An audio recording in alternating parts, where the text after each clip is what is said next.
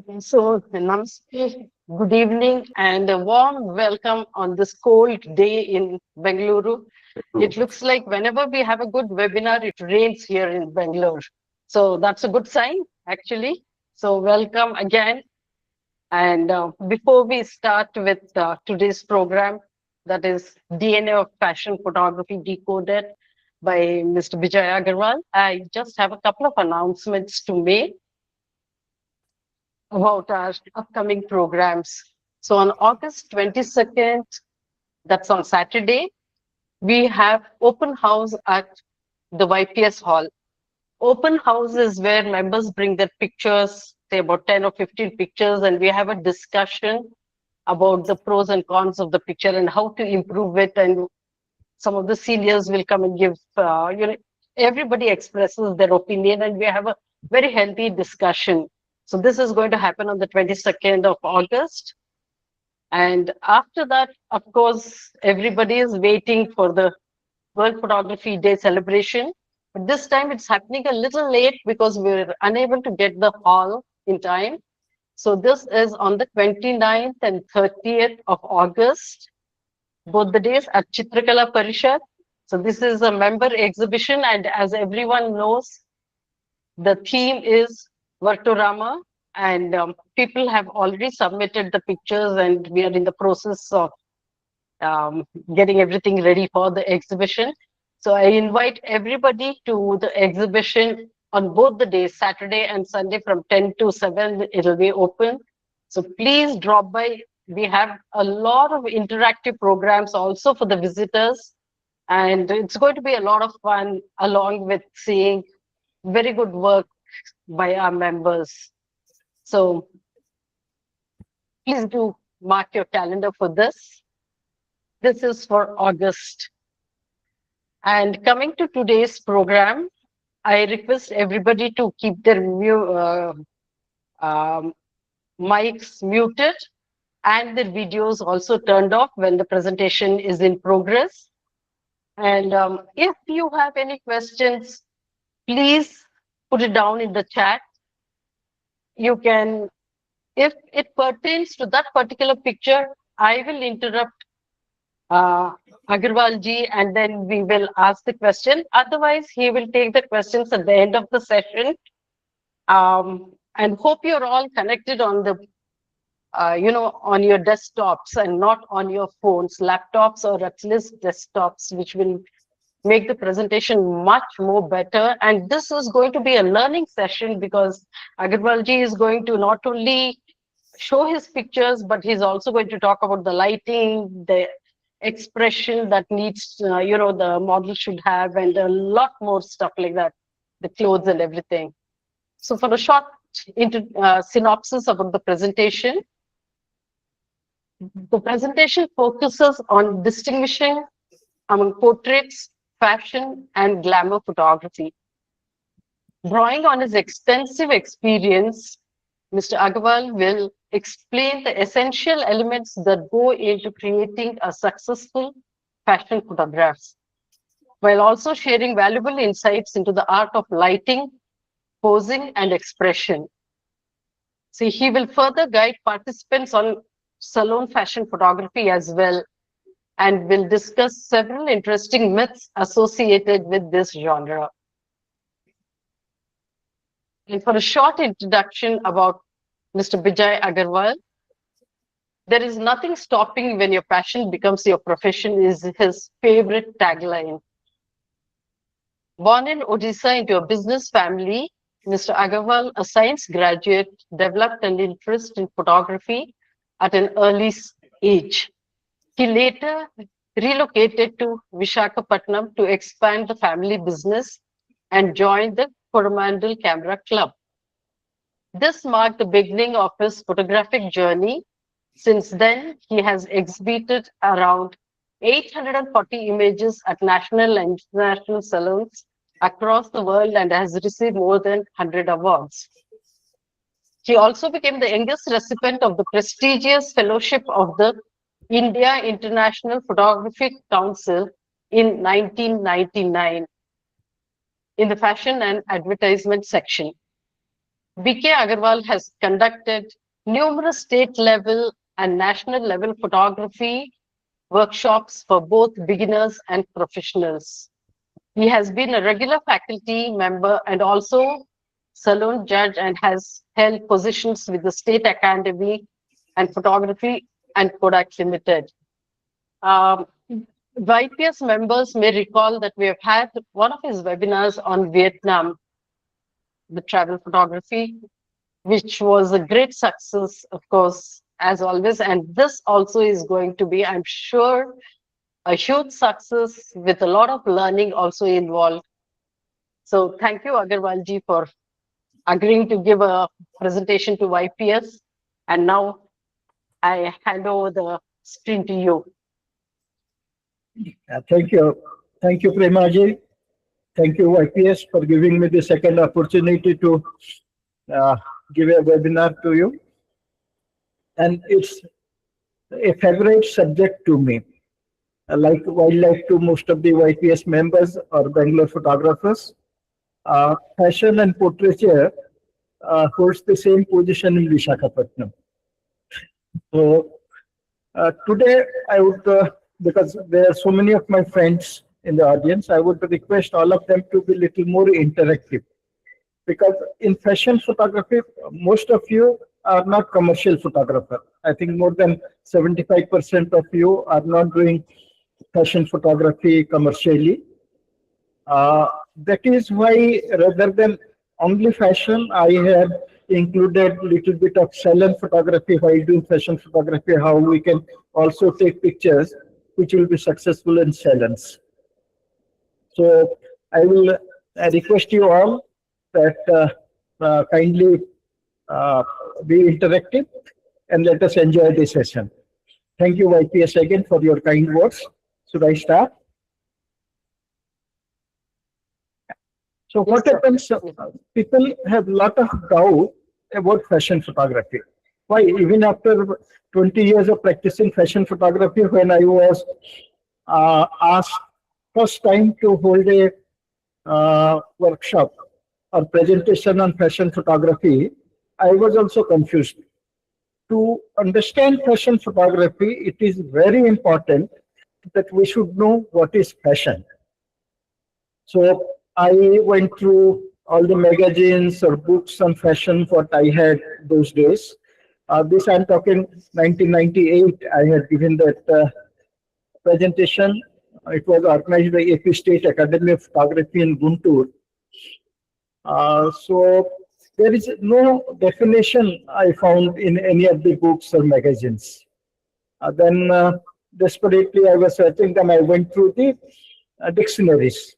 3-4 dictionaries I consulted, and that is how I got a rough definition of fashion photography, or sorry, a definition of fashion. What the dictionary jointly say, I have mixed all the 3 definitions I found them.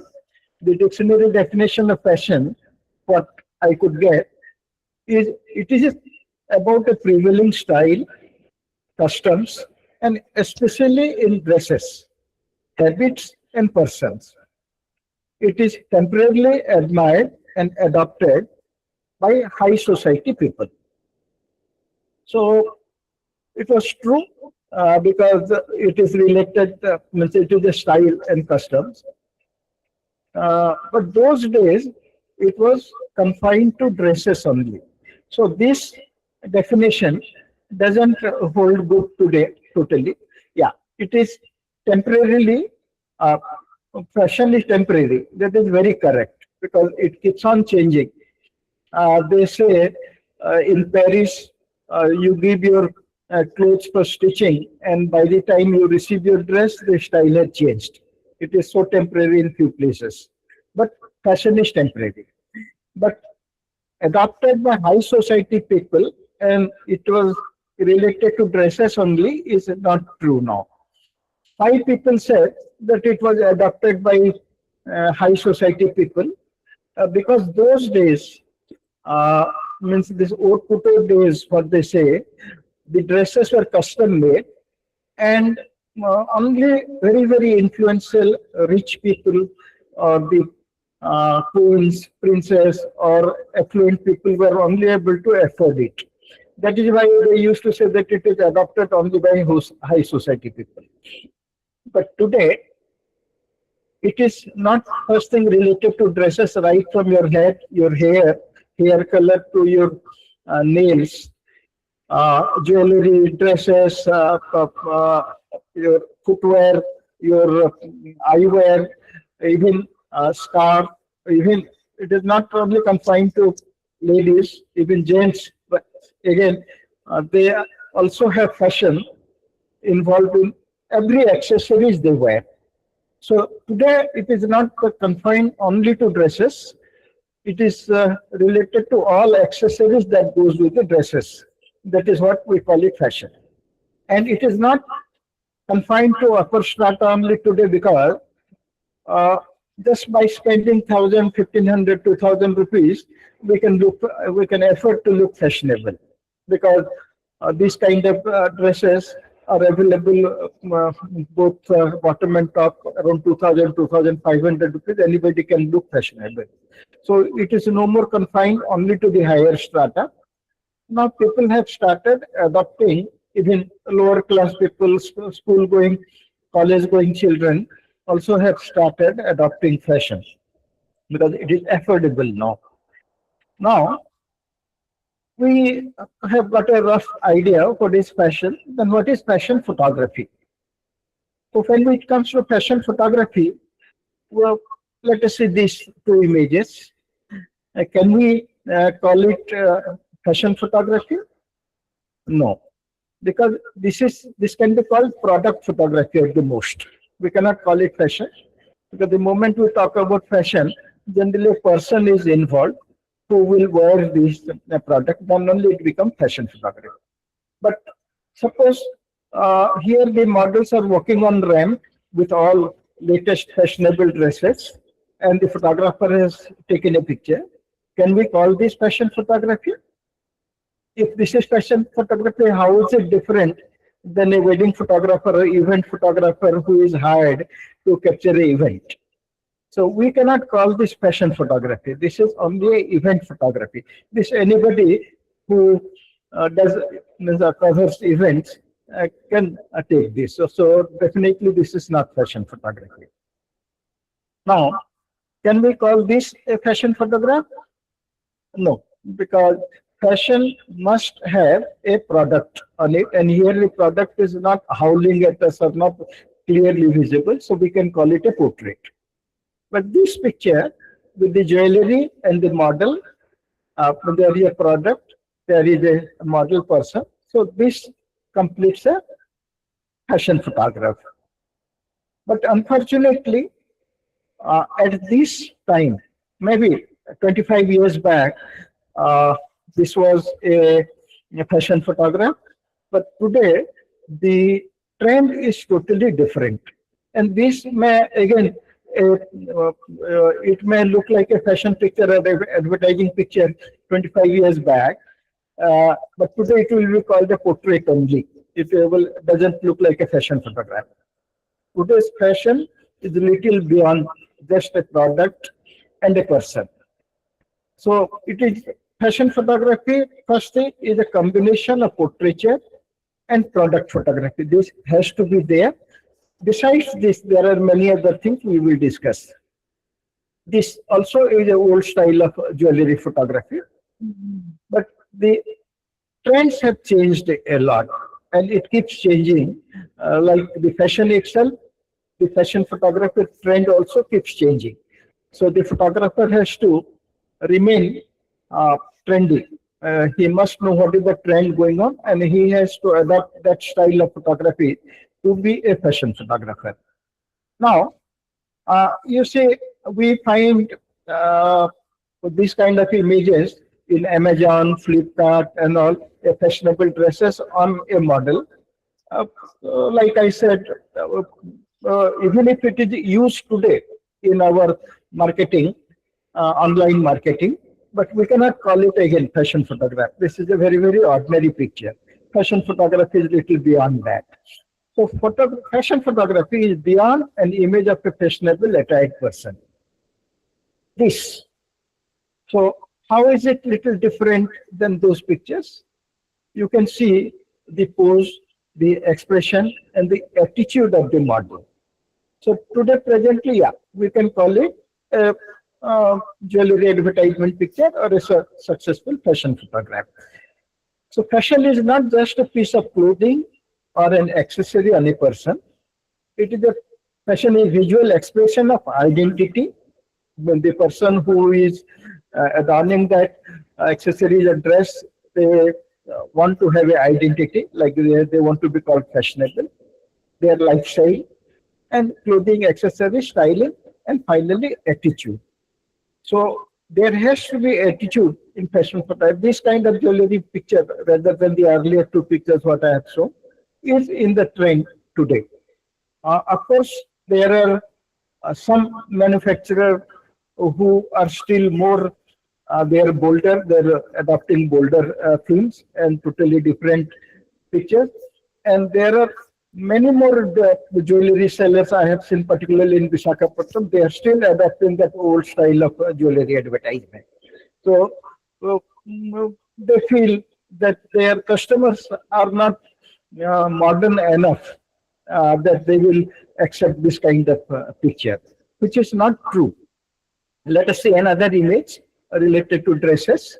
So again, a dress, uh, unless it is with a different type of posing and expression and attitude, this will not look fashionable today. If the jewelry advertisers are, sorry, the dress advertisers are using this kind of image to appeal to the young people or youth, so they feel that this kind of poses and this thing only looks fashionable. A simple Amazon kind will not look a fashion attire to them. And fashion has become the art of communicating personality.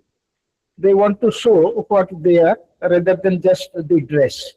Their attitude, their personality also changes as per the dress or the accessories they wear. And like fashion, I was telling you, fashion photography trend also is ever changing. Now the photographer, how to keep pace with the changing trend? It is very difficult. Like in India, uh, we don't see the trend doesn't change so frequently. But the fashion photographer, to remain a successful fashion photographer, he has to know what is the trend going in the world today.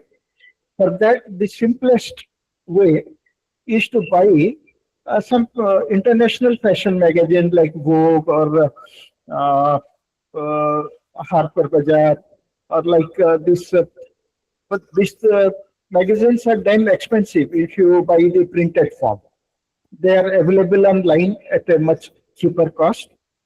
And for Indian photographers, what I used to do earlier when internet was not there so much. So I used to buy it from the second-hand bookshops. After reading this people generally sell it away to these bookshops, second-hand bookshops in Bombay or Bangalore, Delhi. On footpath, you will get a lot of bookshops where they sell this second-hand magazines, and it is just a couple of months old. For an Indian fashion photographer, a couple of old international trend is not very old. So if we go through that and try to emulate that, try to adopt that kind of style, if your market demands it. My market in Visakhapatnam still doesn't need this. They are still old style. So, but our portfolio must have uh, the trendy fashion pictures. Maybe some customers are today the market is not confined to only your local market. It has become global. Any body from any place can hire you. So we have to be latest in our trend. So this also, she is a fashion designer. The blazer she is wearing herself is, she has designed, and now she is practicing in London. When she has moved to London a year back, and she is a designer there. So can we call this a fashion photograph? No. This is showing only culture. This is the traditional dress of Vietnamese people. So we cannot call it fashion. Uh, Old days, because of tradition and culture was also included in fashion, but we will not, uh, this generation, they will not take it as a fashion photography. Now, in fashion photography, there are a lot of excessive use of wide angle lenses. Let us say for the dress or for the shoes, it is no more that old traditional way of taking. The distortion is because of excessive use of our mobile phone. By using mobile phone, generally we get wide angle shots. So wide angle shots are readily acceptable by present generation. Let us say if this picture is taken and I want to, or the designer wants to design a advertisement, he can very safely design it, and this will look very trendy. This picture was taken 6 months back for a shoe shop locally. So I had taken that, and when I designed it with the help of ChatGPT, they were very happy. Otherwise, they were saying how to use this picture. They were not sure. But after seeing the finished product, they were convinced that this is trendy and useful to them. So fashion photography is mostly used commercially, and you will come across this word again and again during my presentation, because portrait, which is combination of portrait and product, but it is used commercially always. So we have to go with the market. Let us say, and second thing with fashion photography is not confined only to adult models, both male or female. Sometimes we need old people to shoot for advertising, for let us say insurance or investment. Sometimes children are required to say. You see, using this picture means as safely a child product can be designed. A poster for a child product can be designed. So, but whenever uh, it is very easy, I tell you, to get good-looking female models and male models. But when we get a request uh, which needs a child or an old person, it becomes difficult. Particularly, I will show you like this. They sell some energy product for children. This is the. Do you remember that Hutch advertisement? This is the child who was used in that Hutch advertisement. His parents are in Navy defense, and they were here. So I had hired him to shoot that product. This was still easy, but here what happens? We needed a child who is very energetic and active.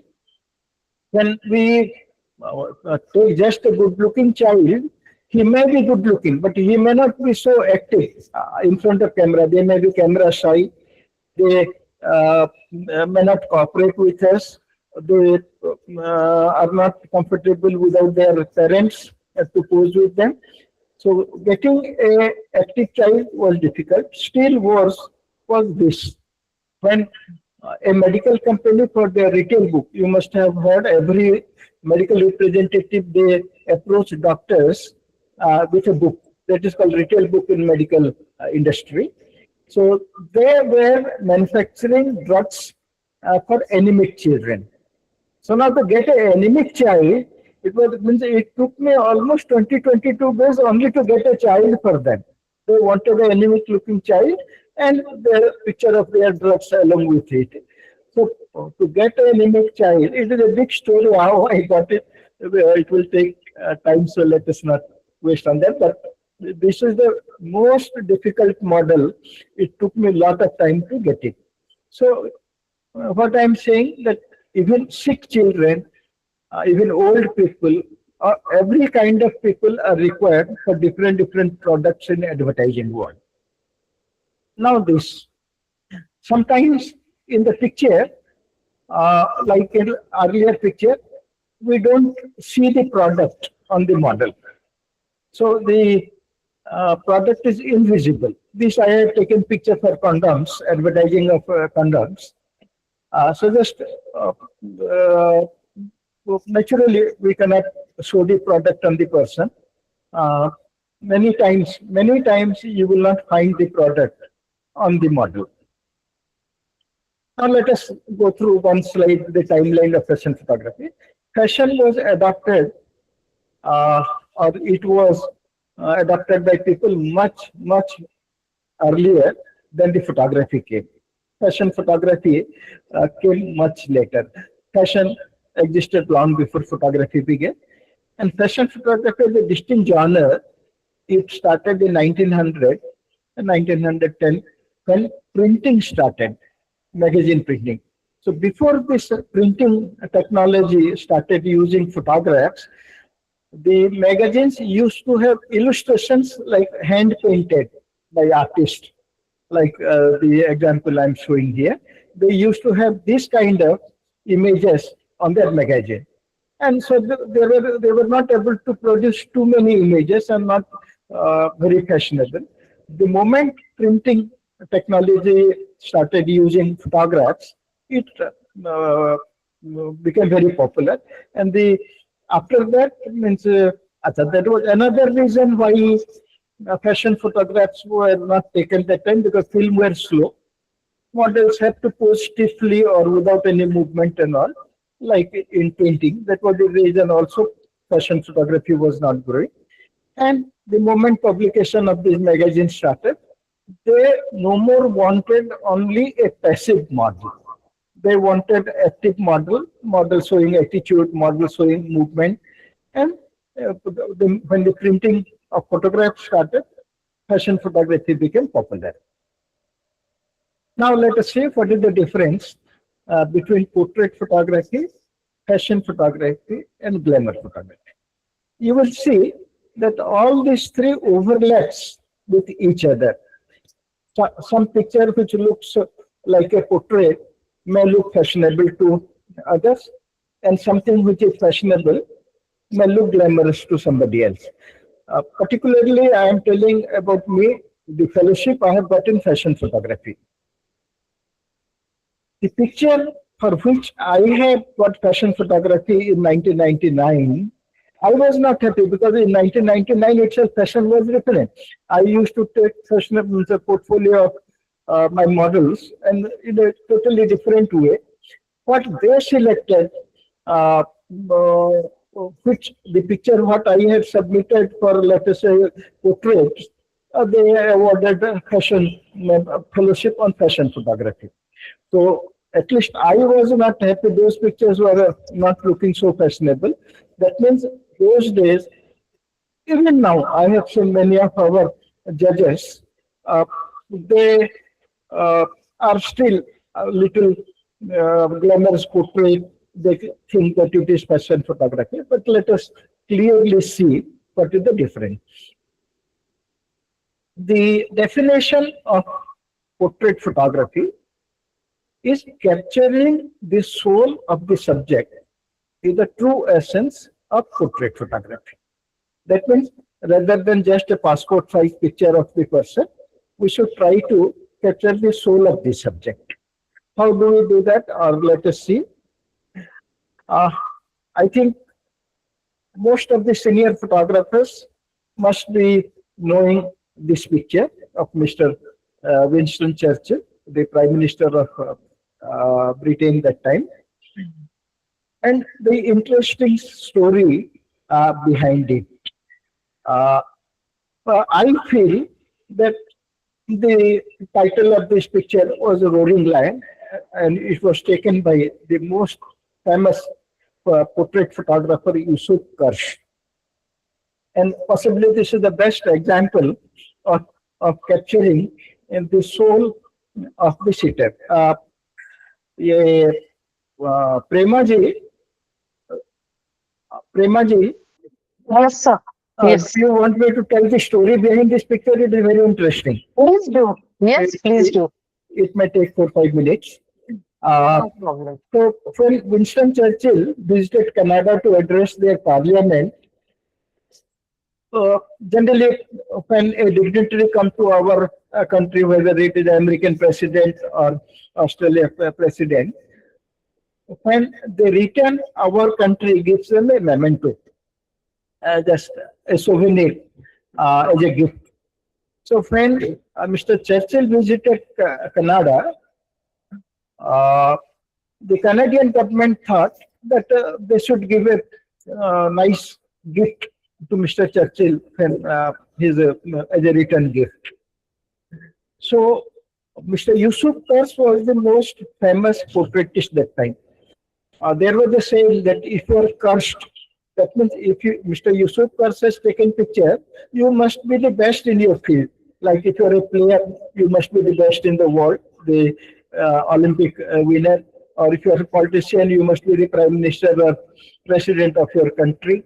If you are a musician, you must be at the top. So he used to take only the pictures of the topmost cream of every genre. He was a very famous photographer. So his way was to not to just take a simple picture. He always used to try to get the soul of the subject. So what he used to do, whenever he is asked to take picture of somebody, he will do his homework. He will read about him. He will read about the article published on him, and he will do his homework to know what kind of person he is, how he sits, to get as much information, negative and positive, about the person. So when he read about or did his homework about Mr. Winston Churchill, Mr. Churchill was considered to be a negative character, a ruthless, cruel character throughout the world. And Mr. Kirsch wanted to uh, capture that image when he was given only 10 minutes. Mr. Churchill was addressing a gathering, and after that address, he was given 10 minutes, and after this session, he was going to for his next program. So Mr. Kirsch went to the place where the first meeting was there. He was given a room. He installed his lights, everything, and the chair was put. His camera was on tripod with a long cable release. Those days they used to use cable. This picture was taken in 1941 in Ottawa. So those days the photographers were using that field cameras with a long cable release. So Mr. Churchill came. First time he was reluctant. He was never interested to pose, but he was forced to pose because of the request of Canadian government. He came and took the chair, and like anybody else with a smiling face, he was looking at Mr. Kirsch. And that is not what Mr. Kirsch wanted. Mr. Kirsch wanted to capture his soul. So after 10 minutes were given, 2 minutes passed, 3 minutes passed. Mr. Kirsch was not making any attempt to take the picture. But he cannot just keep looking at Mr. Churchill. So he took out his handkerchief. He was cleaning his camera, cleaning the light. And Mr. Churchill was fuming inside. What is this? So he is the best portraitist, and he doesn't know that he should have cleaned his camera and light before he came to me to take the picture.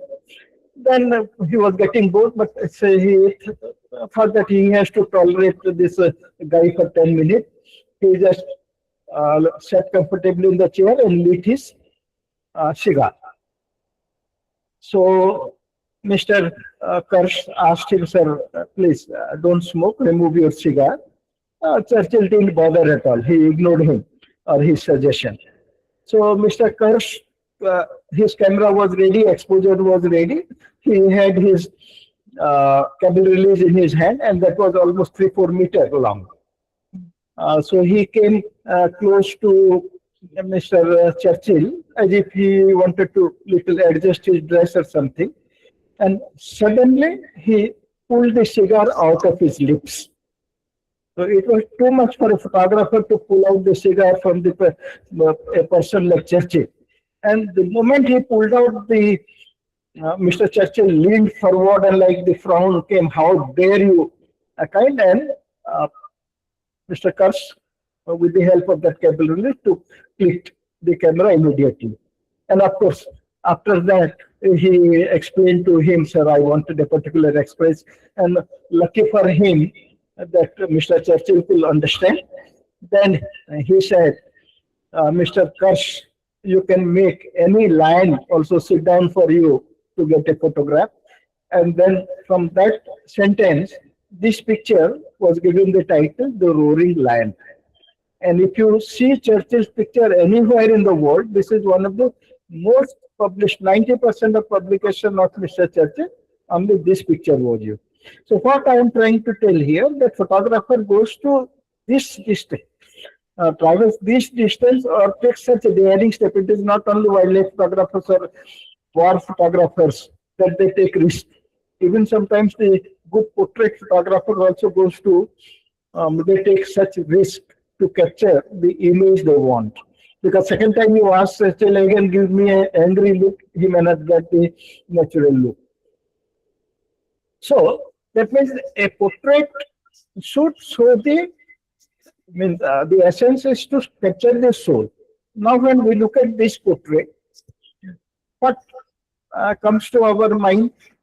First thing is a royal looking lady, loves pets, very soft hearted, maybe a little fashionable, and a fashionable, soft hearted, royal looking or fashionable looking lady comes to our image. That means we are able to see her soul, that she is soft hearted, she is royal, this thing. And in portrait photography, it is more about revealing the person and his character and the emotion, his identity. We should be able to get a information about her identity also through the picture. And here wardrobe is not very important. It should only support our story. The clothing is only to support the character. And in portrait photography, the person is the subject, not the product or not the dress. So that is what we should do while doing portraiture. Now let us look at this portraiture. When we look at this portraiture, what comes to our mind? A villager, very healthy villager, so must be working hard, maybe a farmer, very jovial, very friendly person. That kind of image comes to us with about his quality, his healthy, hardworking, and a very affable, friendly person. And from the attire, it is giving us the personality, his identity, that he must be a farmer, this thing. But the moment the pose changes, same person, same lighting, same background, only the body language changed, and the soul has changed to the viewer.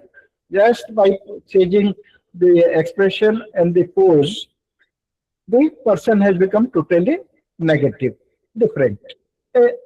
From the hero, he became a villain. So that is why in portrait photography, the combination, what the photographer wants to capture, that is a combination of lighting, posing, and expression. That is how we have to capture the soul of the person. A portrait tells us who the person is, whereas fashion tells you who they aspire to become. The models, they want to look fashionable, and so in fashion photography is for people who want to look fashionable. Then what is glamour photography? I need not go through fashion photography again. You have seen few examples and you have understood what is fashion photography. Then what is glamour photography? So in glamour photography, it is about emphasizing the attractiveness or beauty and sensuality of the person. The person must look beautiful, attractive, and in the same time, even in portrait, they can look beautiful and attractive. But in glamour photography, they must look sensual. The purpose is to make the person look appealing, desirable, and the wardrobe is not very important in this. They have to look appealing and desirable. Look at this example. Wardrobe is just a fur, a piece of fur, but the expression, the pose, and the way it is taken, it looks glamorous. Now, nobody will say this is a fashion photograph or it is a portrait. It is a, or they will say it is a glamorous portrait. So, in glamour photography, the face, body language, and the expression receive greater emphasis because it is purely psychological. Glamour photography is totally psychological. I will only touch one or two points here, but this is a vast subject. How to make, including what color to use, including what lighting to use, and body language and expression. It is a very big subject. So it is considered successful. A glamour photograph is considered successful if it is able to evoke a feeling of desire in the mind of viewers. Otherwise, if it is not able to create this feeling in the mind of the viewer, we may not. It is not a successful glamour photograph. So you will find hundreds of very, very repulsive, absurd, vulgar-looking glamour photograph. If you just search Google as glamour photograph, you will sometimes find very, very pornographic images also. But glamour photography is much more difficult, or equally, fashion photography is much easier. Portrait and glamour photography is more difficult. Look at this picture. Looks glamorous. Look at this picture. Looks glamorous. So what we, three, four pictures what we saw, what comes to our mind? That means in glamour photography, there should be less of clothing. There should be more of exposure of the body. That is what comes to mind. But you will be surprised to see that sometimes even a fully clothed woman, because of pose and expression, can look more glamorous than a person who has no clothes at all. You can see here there is absolutely not a shred of clothes. But here, even if she is fully clothed, this image is more glamorous than this image. Even if it is nude, with my respect to YPS, they have a restriction that we cannot show nude images. I had taken special permission for this image. Only one image I am showing. Now, there is another interesting thing. Now, a female body without clothes is considered nude, but a male person, there is no clothes, but we don't consider it as nude. I think this will not assault the feeling of YPS also. A male body is not perceived or taken, it doesn't evoke the same feeling like a female body. You can see, for example, even if she is half covered, male body is totally without clothes, but the female body is considered more glamorous, not only for male viewers, even for the female viewers. So the clear difference is portrait is about the person, fashion photography is about a style, means along with a product, and glamour is about beauty and sensuality. But is it always true? Let us say this photograph. Now, what do you call it? Whether it is a portrait, it is a fashion photograph for advertising, or it is a glamour. So here we are in an era that even people take, fashionable people take portraits like that. It is used in jewelry modeling, this kind of picture, and this also looks glamorous. So there are some images which fits into all three kind of three categories: portraiture, fashion, and glamour. And again, of course, that differs from person to person, area to area, country to country. So fashion photography, like I said, is a combination of portraiture and prototype. Plus, it needs a lot of business acumen because fashion photography is always used in business commercially. So the photographer has to be more than only a portrait and product photographer. What makes an effective fashion photographer? So fashion photograph is, it is a successful combination of lighting, pose, styling, makeup. Makeup is very important in fashion photography, and expression. Here we do not want uh, the uh, people to see the model much. Model is only used as a prop. Our expression, our attention should go to the product first. And then, of course, they see the model. Models are used so that they have it is human basic uh, quality or weakness to whenever there is a model used for a dress or jewelry, we don't miss that thing. If there is only a product jewelry in the hoodie, we may miss it. At least men will not look at it. Ladies will definitely look at to see the design of the jewelry. But when there is a female as a model used, uh, it attracts the attention of both the genders. So the photographer uses all the techniques in photography to highlight the product and also the subject, and also to address to the trend what is going on in fashion photography at that time. So let us see about this thing. So this is lighting. Now you will be wondering. Now you tell me what is the this knowledge of the lighting is required to enhance the product. I am telling. So what is the product in this? Can anybody say? You have to answer. Body. I think it's the body itself. It's Yeah. the Yes. Anybody? So basically, it is the muscles. Body in the sense of muscles. So if the muscles are not there, if it is a simple body, you will not say that it is body, it is a person. So how these muscles, the rippling muscles, the vein are standing out, the skin texture is visible, it is only because of the proper lighting. I was telling that lighting is very important in fashion photography to highlight the product properly. So here the product is the muscles. It has to be shown because this picture is going to be used by a protein supplement ad.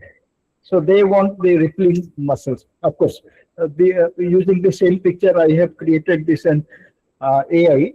That is why they have again more changed the picture also. So for a protein supplement, here what I'm trying to tell you that the photographer must know how to highlight the muscles properly, how to bring out the texture in the body, how to highlight the muscles. Without the knowledge of lighting, how to do that, he cannot do justice to the person. Second, why lighting is more important in fashion photography? Because there is a human being included in the picture. If we are taking picture of a lion or a landscape or insect or flower, anything, they are not going to complain to you, or we may not notice the difference whether this was correctly lit or the lighting is wrong. But in human being, we can immediately notice because it is a familiar subject. You see, between the first picture and second picture, only the slight change, maybe 1 feet, the kicker light. This is the kicker light, the light coming hitting her cheek from back side. It is generally used for separation light. We call it kicker light. The kicker light has moved little laterally forward, and it has hit the nose and made the face ugly, a good looking face. Suddenly, with the slightest mistake of the photographer, it has turned ugly. And nowadays what happens? Our modeling light is so weak. When we take the picture, the flashlight fires, and that is more powerful. Sometimes if the photographer is not aware, and in digital era, immediately we can see in preview that it has hit the nose and picture is spoiled. Again, we can take it back. But in analog era, really after the mistake is made and when we see the finished product, we realize that we have screwed up the whole session. So lighting, because human, plus even if it is portrait, the subject will immediately react, express that no, I'm not looking good, I'm not happy with the portrait. Whereas the animal or the landscape may not complain, or we may not notice, because a human being with feelings, with psychology, and with a taste is involved. The picture has to look good for it to be successful, and for the photographer to get paid. Otherwise, the subject will not pay you. Now, second example, look at this image.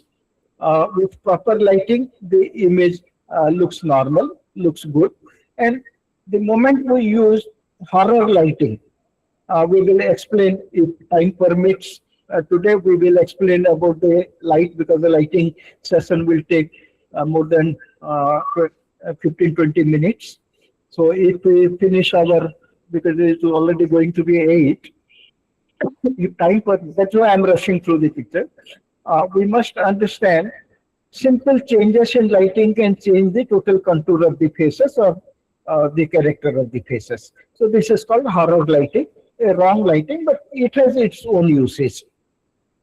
Now, the photographer must know to depict innocence or simplicity or softness, what kind of light he has to use on children or on females, and what kind of light he has to use on textural face, where he has to show the texture.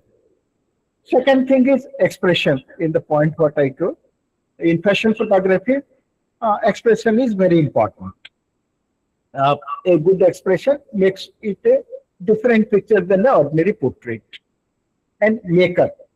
Makeup is a vast subject again.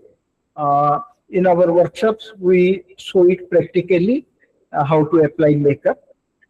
You can see these three examples. The first thing is a traditional makeup. The eye makeup is totally different. The total makeup is totally different than the second fashion picture in the middle. And third is tribal makeup, created by, again, artificial intelligence. A picture I uploaded and said, give it a tribal look. And ChatGPT thinks this is a tribal picture. Fourth point in that is styling. So styling in advertising is very important. What is styling? Let us say here the product is the super bike in the background. So if we dress our model in a sari or salwar suit, it will not look appropriate at all. We cannot even imagine that a sari clad woman or a salwar suit woman will drive a super bike like this. So when we are selecting what clothes we have to put on the subject, the photographer must know about the product and what clothing styling. Of course, when a client like this comes, they come with their own designer, they come with their own stylist, their hair stylist and everything. And they their designer suggests what dress has to be worn by the model. It is all arranged and then shot. So styling is very important. If styling is wrong, the effect is gone, like this image.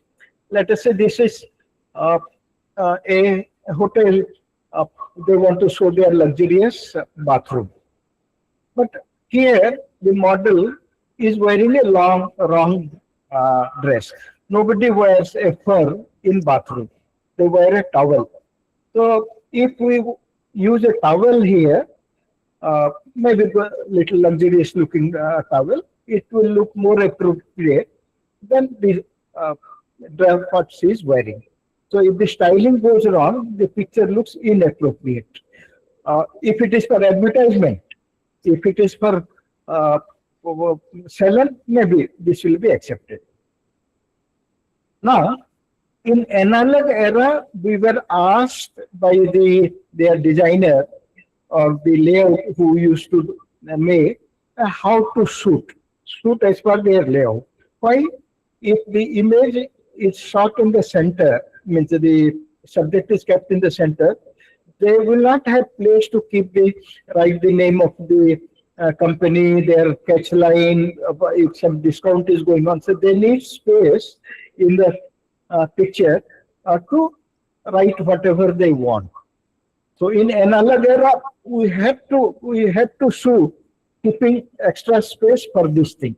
But today we can extend our canvas with the help of our editing software, and we can write it wherever we want. It is much easier now.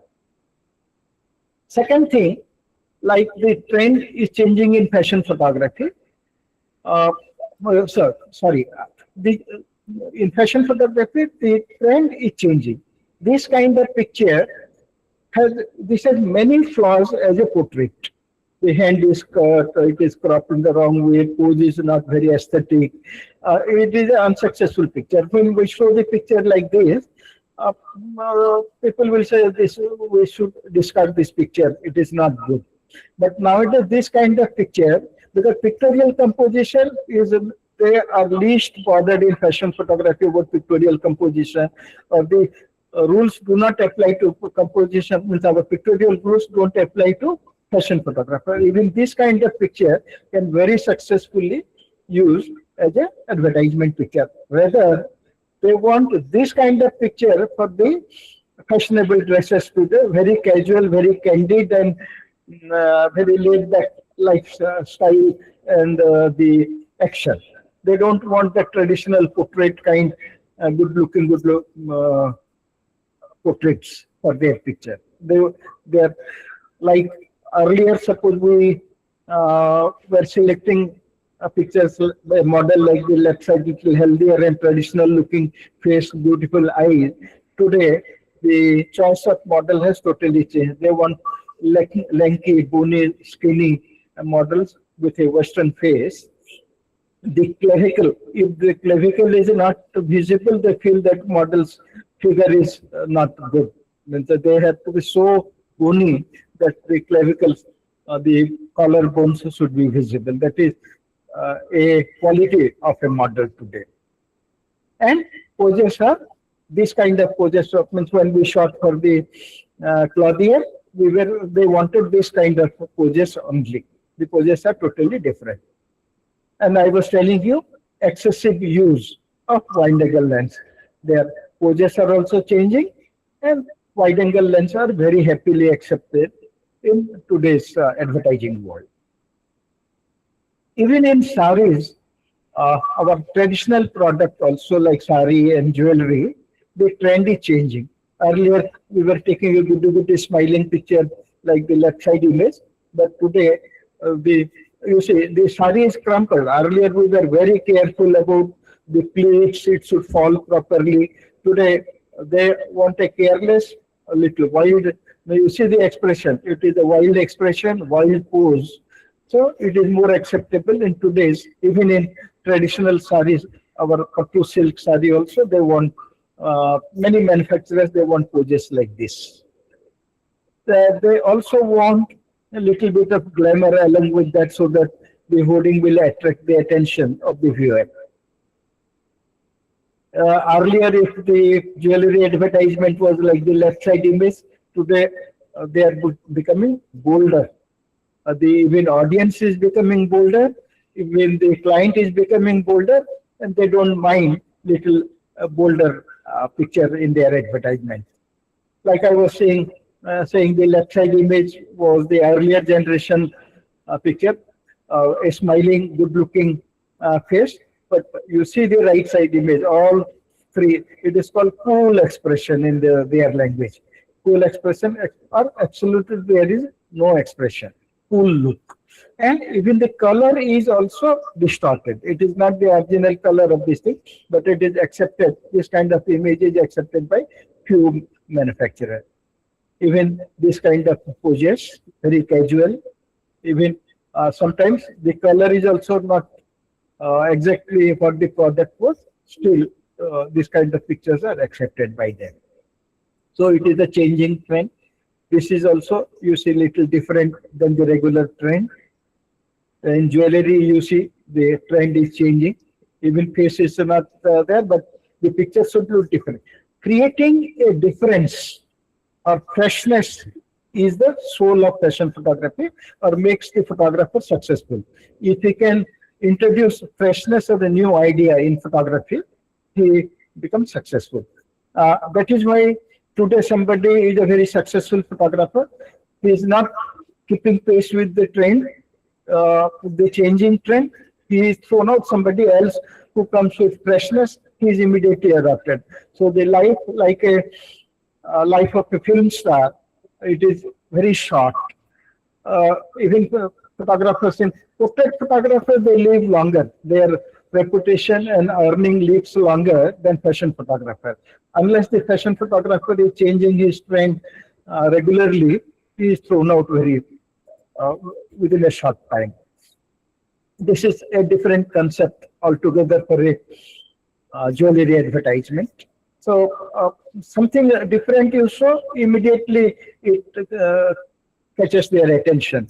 You put it in your Instagram or Facebook. If they come to see about it, they will immediately say that I contact this photographer. He is little different. He is little different than other traditional photographer. Let us try him. Same thing. You can see the models are no more that traditional looking models, and the poses are different. You see only the product. In the left side picture, you first see the watch, then see the model. Face is half covered so that we look at the product. Second thing, the product is lipstick. In abstract, in fashion.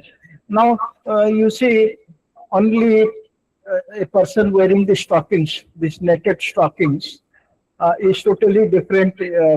But this will definitely, if the stocking manufacturer use this kind of images, it will immediately catch the attention of the buyer. That yes, this is modern and different. Earlier, cars were advertised like this. The full car was visible with a model, and the buyer should be able to see the full car.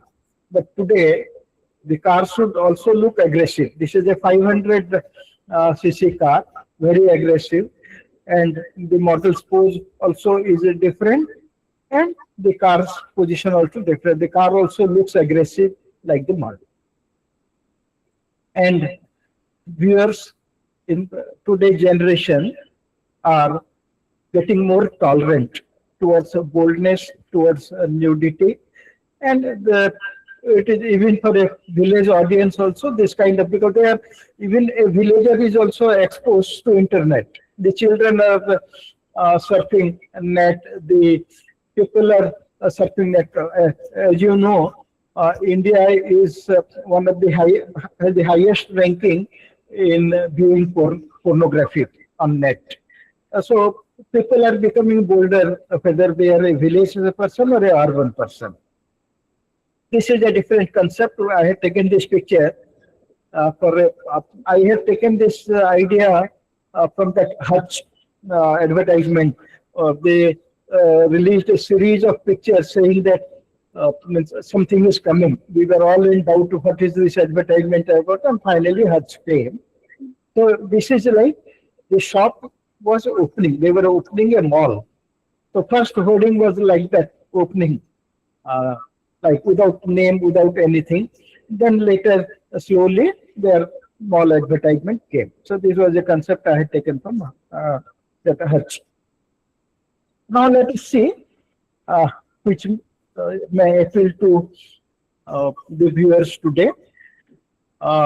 Is a little salon while practicing fashion photography. We can also do little bit of salon photography. There are many jewelers who accept this kind of pictures for their advertisement. And this picture also can go in salon. They want that old painting style portraits for their advertisement. There are some manufacturers. So this kind of images we can safely use for salons also. If you have any doubt, you see this image. For YPS members, I think they can immediately relate to this image. Why I am saying, because congratulations to YPS, they have got the second award of cover page in the international magazine competition. Their Drishti has got the second award for their the cover page has got the second award, isn't it, Premaji? Okay, so she was telling me that their cover page has got the second international award. We got the second overall award, and the cover page got the best cover award, actually. So, not the second best. Yes. Okay. No, it was the best cover. Now, this was taken in one of my workshops. Anyway, so this picture also in the same salon style, because this workshops I conduct for mostly salon photographers who have seen my that of course it has nothing to do with Ravi Verma. Ravi Verma has never painted a painting like this, but they call that these are Ravi Verma style photography. So they come to take this kind of portraits here. So these pictures are very easily accepted and some awarded in salons. Even these portraits are good for salons. These are all taken in workshops. All these images are taken in workshops, portrait workshops. Mr. Suresh Pani is there.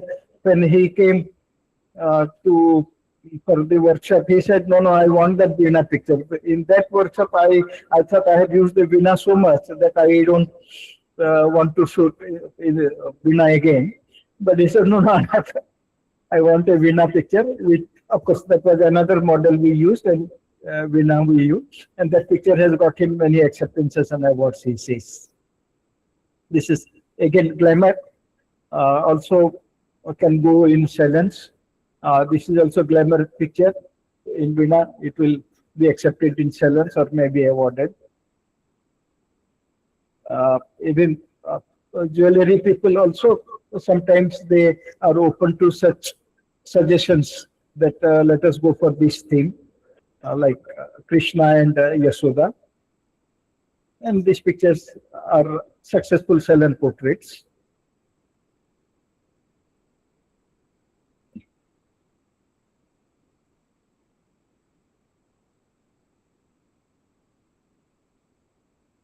This is a little modern salon portrait. Totally fashionable. This is traditional. These are traditional pictures. This is again that painting style. That grain I have added intentionally. So it is not that only in studio we do salon photography. Outdoor portrait also successfully we can do salon portraits outdoor also with available light. Now this picture is taken on the 10 days back in a workshop in Araku. They had a concept of fusion, new fashionable female with the tribal female. So we had gone to the Gunda area for that concept. They wanted the workshop organizer had a theme called fusion. This is also around 6 months back in a workshop in Mutugudam. We had taken this image. This can safely go in portrait and salons, portrait section. This image also. So these are a few of the images. I am showing you that while practicing fashion photography, we can safely do salon photography also. So now we always, in other genre of photography, we do not talk about the qualities of the photographer, how a wildlife photographer should be, how a flower photographer should be, or how a landscape photographer should be. But in fashion photography, there are many qualities which is essential to practice fashion photography successfully. He is just not a photographer who knows how to use a camera. He should have knowledge about the trend we have discussed. He must be trendy. He should keep pace with the trend. He should have an artistic vision and originality. Means he should always look for original concept, something new. He should be always on his toes to remain in business.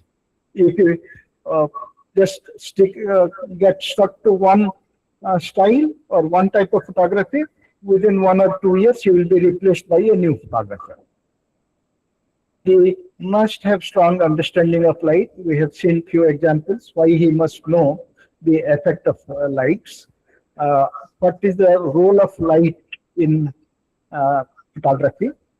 To get texture or to kill texture or how to use the light, what accessories to use, he must know lighting thoroughly. Technical excellence, what lens to use, what exposure to use, at what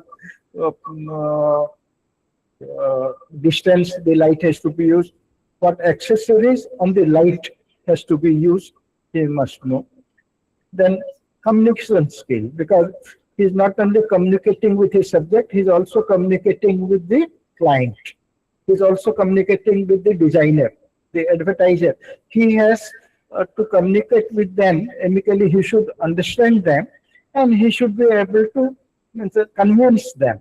If he doesn't have a, in other genre of photography, if you are not talking to them, the tiger is, or rather, if you are talking while taking picture of a tiger, it is a bad quality. You are supposed to be absolutely silent while taking in, where you are going on a safari for wildlife photography. That is a quality for a good wildlife photographer. Here, he has to be communicative.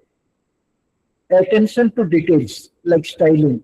He has to be a perfectionist when he is taking the picture, because that picture is going to be used by the client. So it should be always perfect. So to create a perfect picture, the details, everything has to be perfect. So he must pay a lot of attention to detail before he pushes his shutter. He must have a strong character because most of the time his models are females, and there are many photographers in this field who have lost their reputation because they had little loose character. And he should have business sense. Business sense, how to fix his price. He must know the Copyright Act, means the legal side of photography, all the law regarding photography, and how to communicate. And the most important is to satisfy the customer. If the customer comes to you, our main job is to satisfy. In like a commercial studio, same thing in fashion studio. It is the satisfaction of the client which is more important than the satisfaction of the photographer. If the photographer is not happy with that, but if the client is happy, it's okay. Means you need not worry. So he must know. If the client is not happy, but you start explaining to him, no, this is good, that what you are suggesting is wrong, this thing, the customer goes back and never comes to you again. And passion to experiment. He must keep on experimenting whatever trend he sees, and on his own to find out something new.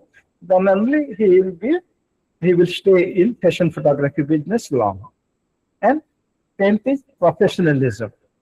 Delivery time, punctuality, his habits, everything. He has to be thorough professional in his attitude and in his delivery.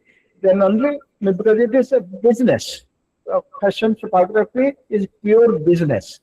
So if you are not professional, you are out of the profession. So in this era of AI, whether artificial intelligence is a challenge or it is blessing to a photographer. For pictorial photographers, maybe it is a challenge because it is still not accepted. AI generated picture or manipulated picture are not accepted in salons now. But for a commercial photographer, it is a big blessing to get a painting effect uh, in a portrait. Earlier, we were trying with texture, with different colors, with different layers, and even then, it was not successfully looking like a painting. But today, you tell it, give me Da Vinci effect or a Van Gogh effect, and within seconds, you are able to generate the image. You can keep trying it till you are satisfied with the effect, and every picture is generated within seconds. And when you are totally satisfied, and still you can edit it also there, and till you achieve satisfaction, and you can get it. It generates extra income to the photographer. And now the photographer, earlier we were not having the luxury uh, of, of creating painting style through photography. Of course, you have seen few.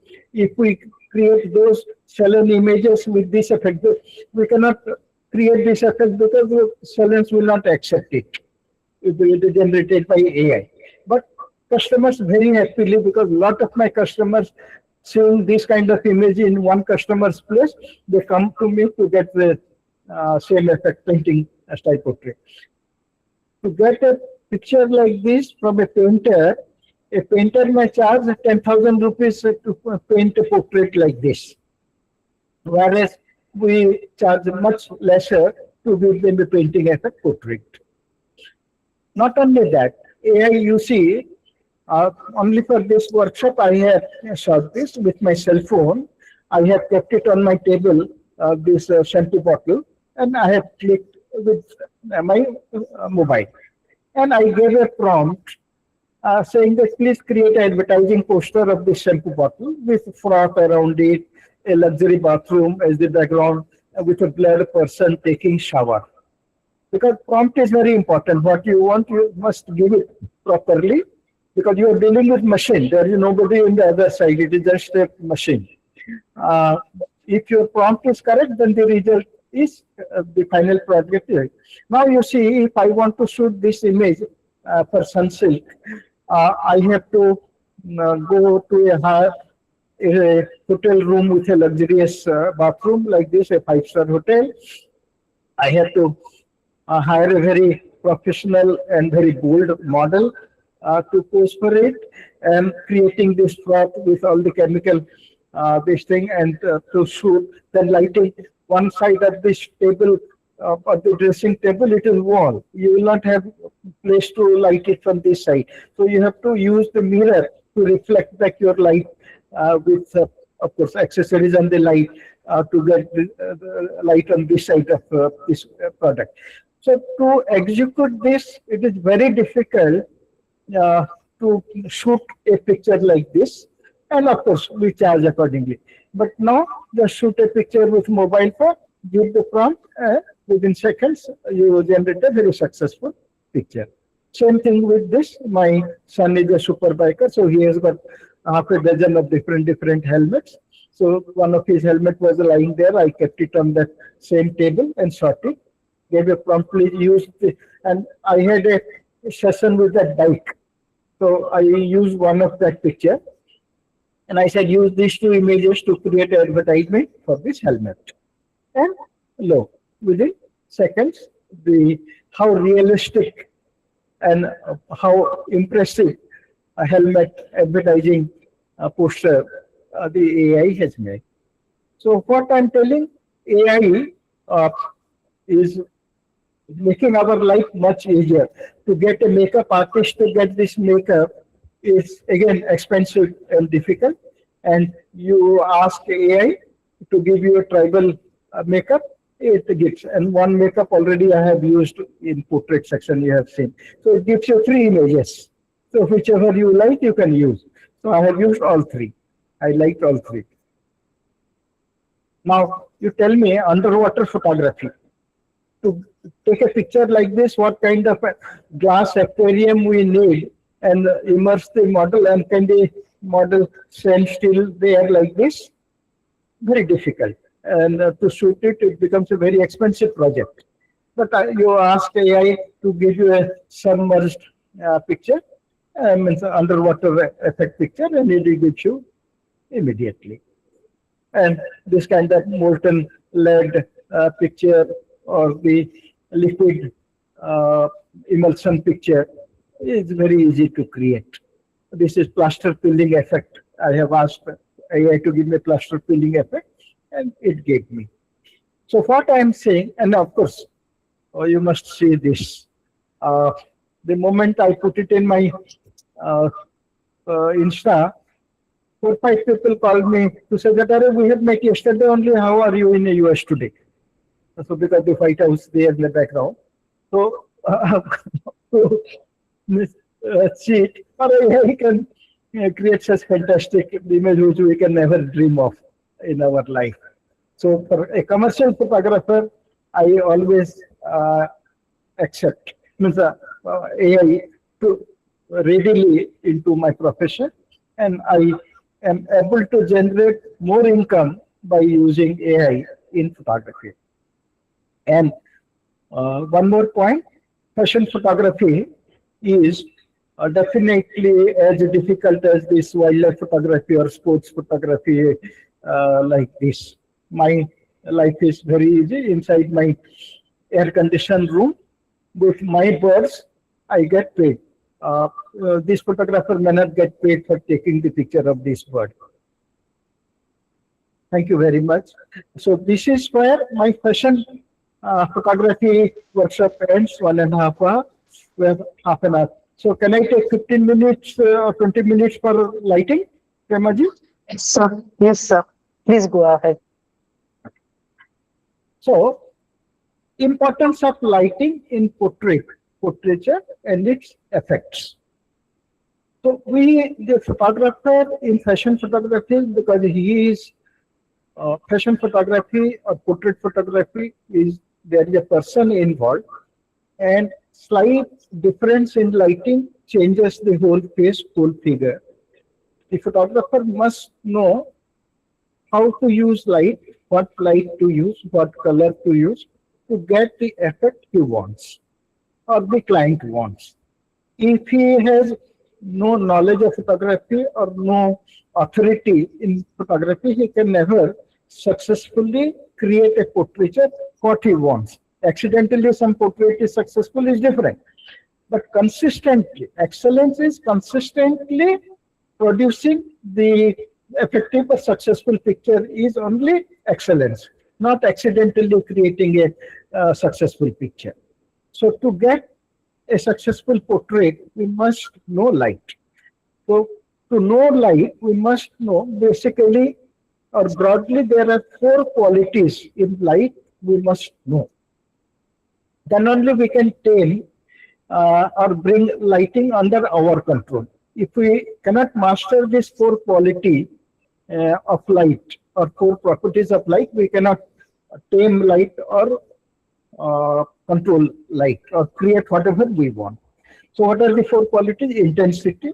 Intensity is nothing but the brightness or darkness of this thing. Color, quality. Let us see what is the other thing. We're talking about intensity. Now, if you see the histogram of this picture, the entire histogram is towards the right side of the image. So if the histogram will tell you this is a overexposed image, but no, it intentionally. You see, you have lot of details in the towel where the child is lying down, even in the satin bedsheet, satin cloth what we have wrapped the child around. You have the delicate details in those. So it is not overexposed. White little overexposed, it will burn out. So it is correctly exposed. But intentionally, we have given little more exposure without killing the details in it. So we must know how to overexpose a picture. So we must know the intensity, how to control the intensity. Whereas this image may look underexposed. But no, this picture intentionally for the effect we want, it is exposed like that, or the light is used like that. It may look underexposed. The histogram may be too excessively towards the left, but this is correctly exposed for the mood we want to create. Now let us say, look, this picture. This is not only looks underexposed, also looks little orangish in color, depending upon the monitor you are using. It is a little reddish or orangish or yellowish in color. So here, both are intentionally used by the photographer. The intensity also, if the sari is fully lit or the background is bright, we will not have that night effect and that orange cast. So the photographer has used the color of light and the intensity of light. Intentionally, he has kept it low for the night effect he wanted. So this is unless we have this knowledge, we will not be able to successfully use this. Means create the mood we want.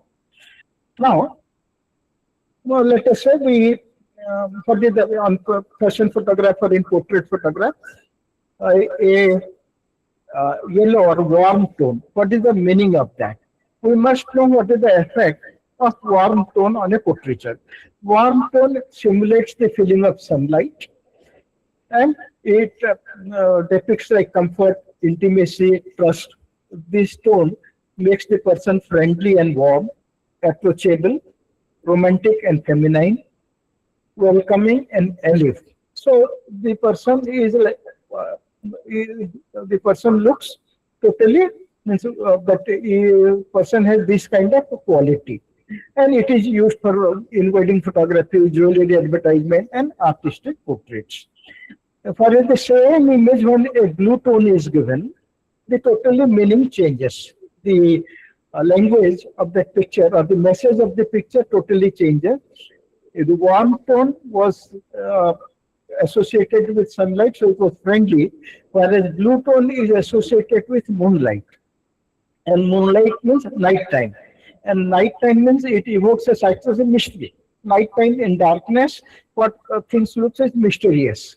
Then emotionally, this color gives a different effect to the personality. They look emotionally detached. They look powerful and dominant, or little, what you say, manipulative.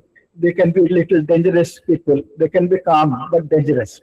So this tone is again used for historical portraits, fantasy portraits, fine art portraits, and movie posters, and also to create a horror effect with the horror light.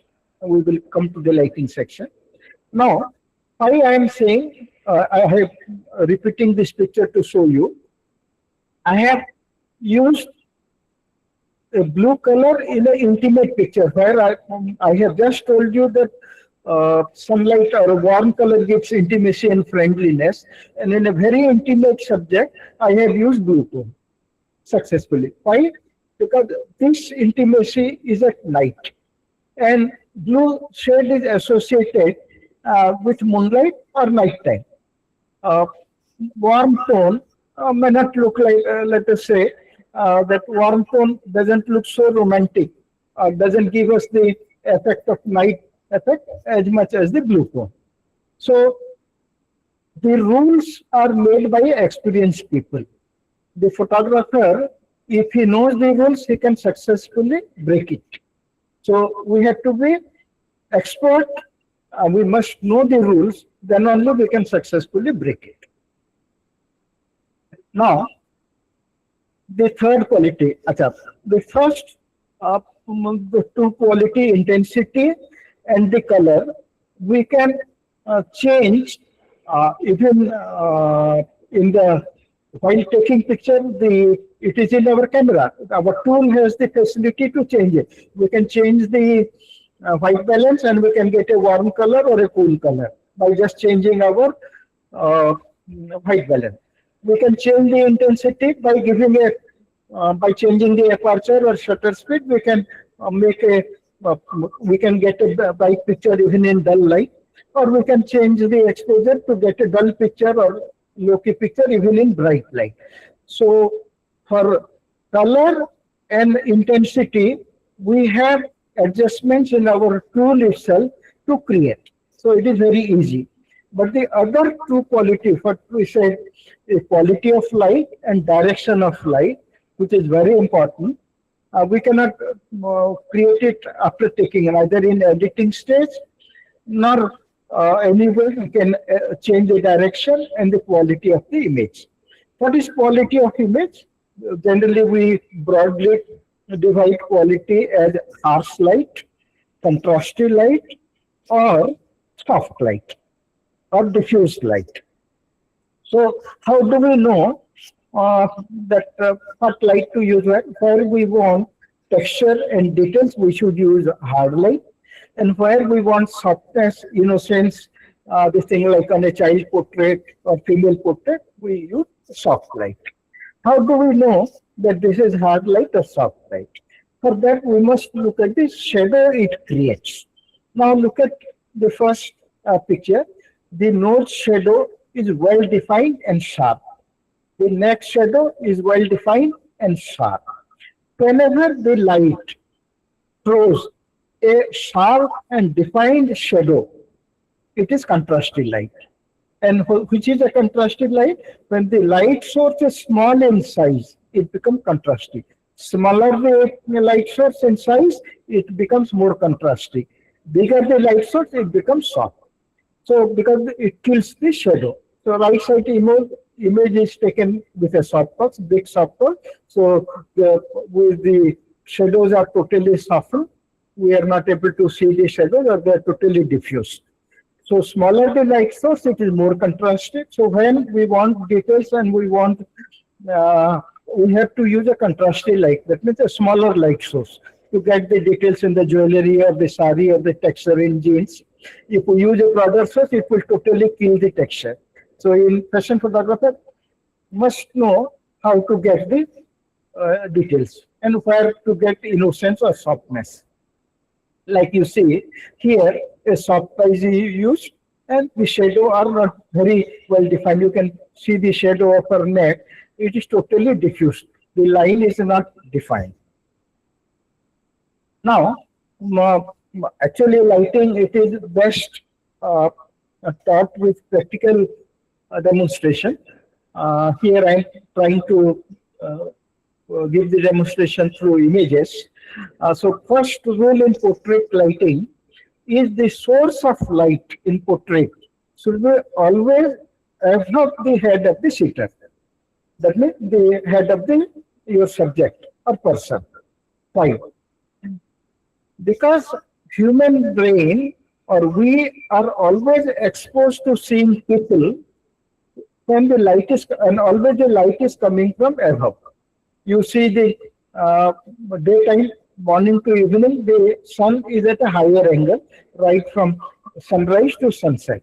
Means generally it is in the, except immediately a few minutes after sunrise, just few minutes before sunset, it is at the same face level. Otherwise, always it is at a higher angle, throwing a shadow towards down, not up. So it means if this our light is up, the shadow, because human brain is tuned or accustomed to seeing the shadows of in human being traveling down. So we find that kind of shadow or that kind of light normal. If the light goes down, I have shown you the effect of horror light. If the light angle goes down or comes below the face, it starts creating horror picture and the picture looks bad. So the first rule is to our light should be at a higher angle. The light goes down, we look horrible. Or we do, this is regularly used intentionally in horror films. The same good-looking child or good-looking heroine suddenly become devilish. They look devilish, of course, with the help of music, accompanied by proper music. The horror effect is created. Next time you go to see a horror film, you see how the light has changed. But I must tell you that rules are framed by experienced people, and it can be successfully broken. I will show you images of the horror light intentionally used. So we must know the rules so that we can break it successfully. The second rule of lighting in portrait is like a good ideal portraiture, that it should look as if it is lit by one light. In fashion photography, we can create lighting effects and it should be visible, no problem. But in good portrait photography, it should look as if there is only one light source. The second light source, third light source, they should not be visible clearly. We should not notice them. Now let us look at this image. How many lights are used? Now, because I have told you, you will be able to see other lights. But there are 4 lights used in this image. One key light for the face, one fill light for the little details in the shadow. The shadow side has little details. That is because of a very weak fill, not fill. Otherwise, this jewelry will be totally dark. This jewelry will not be visible if I am not using a fill light. The third light is on the hair. The hair we have used, so it is separated from the background and it has given a sheen, a texture to the hair. If this light I don't use, you look at the right side, the hair will be totally dark like this, like here, there is no details. The hair will not be visible. It will not have the texture. So I have used a hair light on the hair for texture. And fourth light is used on the background as a separation light, so that the subject is clearly visible. The outline of the subject is visible. That is a separation light. It gives a third dimension effect also. How is this photograph lit? Now, if we light this picture traditionally, what will happen? Here this picture looks interesting because of the reflection in the mirror. So what we are seeing in the mirror is the other side of our face, not this side of the face. If we use the light this side of the subject, then the other side is dark. And the reflection will be totally dark and only a small outline of our face. So to get this type of effect, the light, it is called split light. I will show you how it is used. So light is used, and not totally in the other side of the, it should not be backlight. Otherwise, we will not get this visibility of our face. This side will become dark. So we have to balance that. Means the reflection also should look properly, and from our side on the subject also, we should be able to see her face, and also details in the saree product. Now, we are coming into the practical session of lighting. The first position, when the light is immediately behind the camera, little above the subject, but very close to the camera, it is called broad light. Why it is called broad light? Because it covers from this ear to this ear, the broadest part of our face, it covers equally. Gives almost a two-dimensional effect. If the light is not in the higher angle, we will not get this shadow. The shadow is giving us the feeling of the third dimension or illusion of the third dimension. So when we use broad light, otherwise it totally flattens the subject. It is most uninteresting lighting condition, lighting position in portrait photography, because it kills the dimension if not used properly. But when we want to create innocence, when we want to create softness in the skin, we want to kill the texture, we want reflection in the diamond or in the jewelry, we want reflection in the shining dress or leather, that at the time we also add a light in the broad lighting position for that.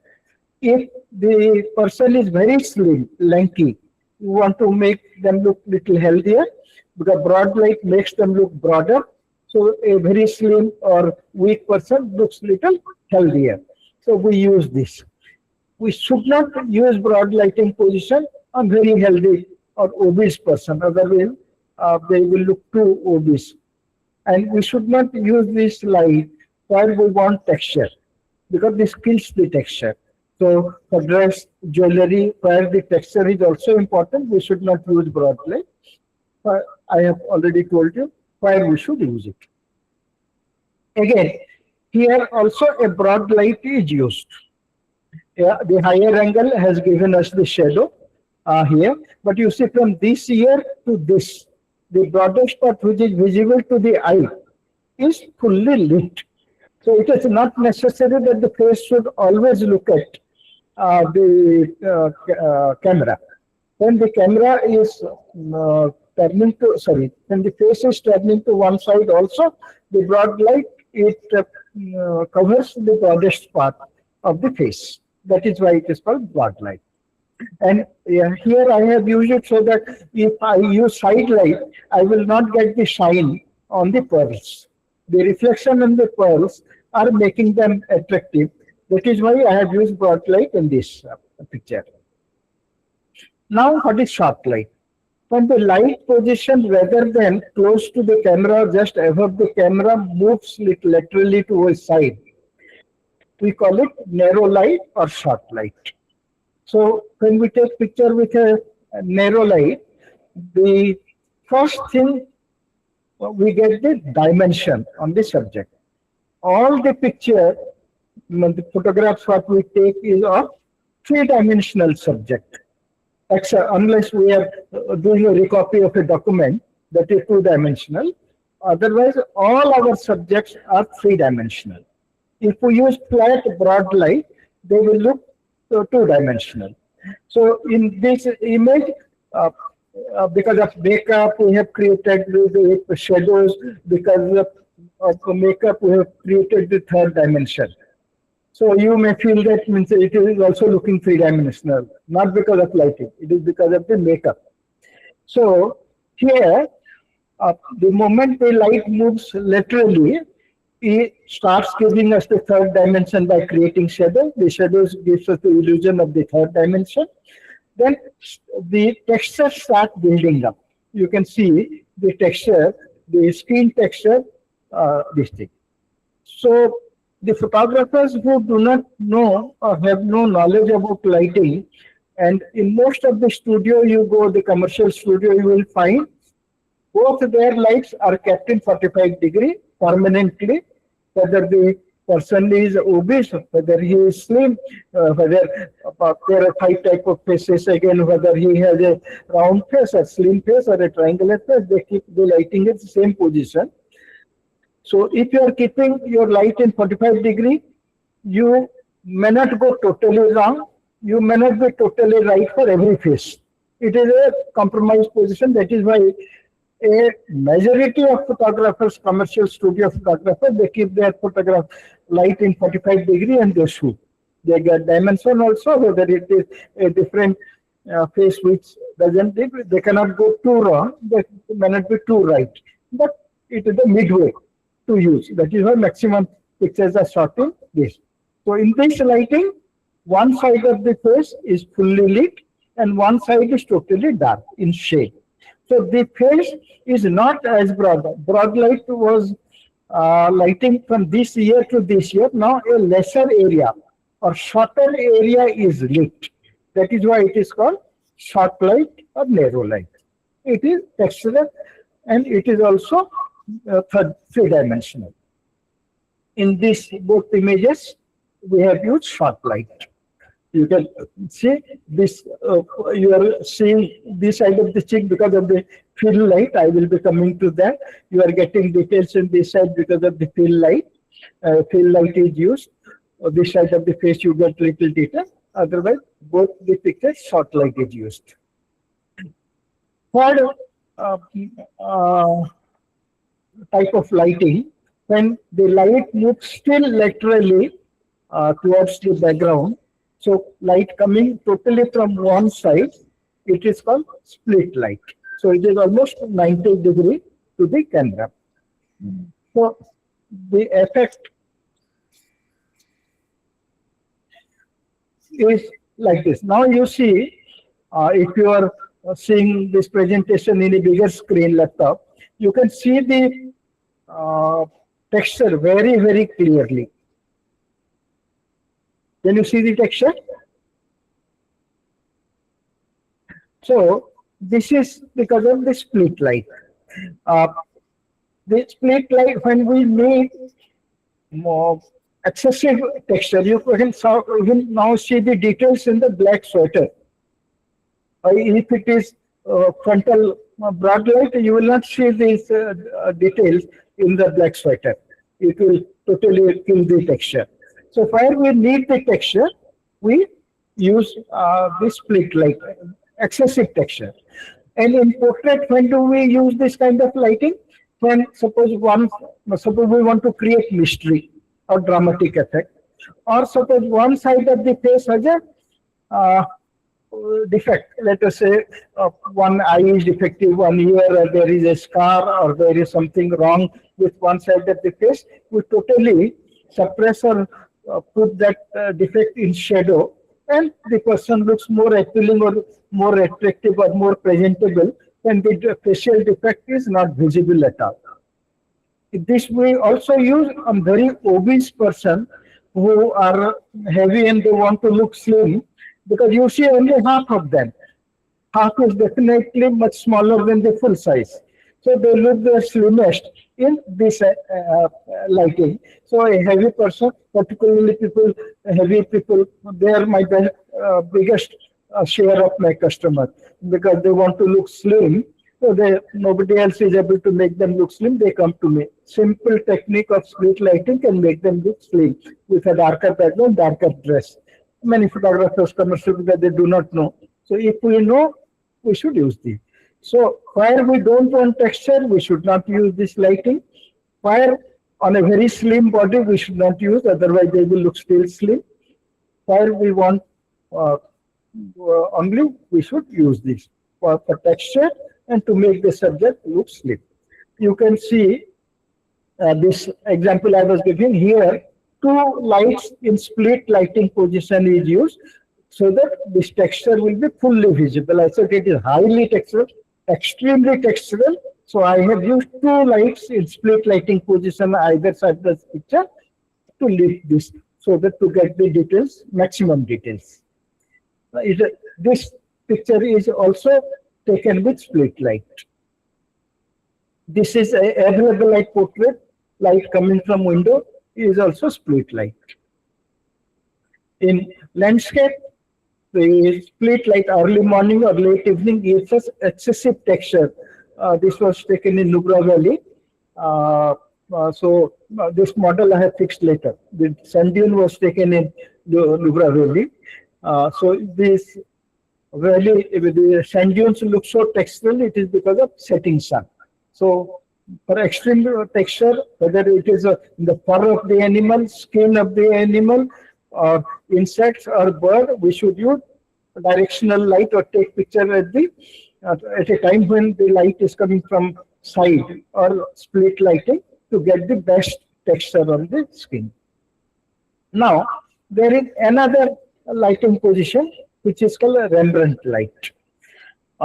You see split light, broad light, short light, we were able to understand very easily. But why Rembrandt light?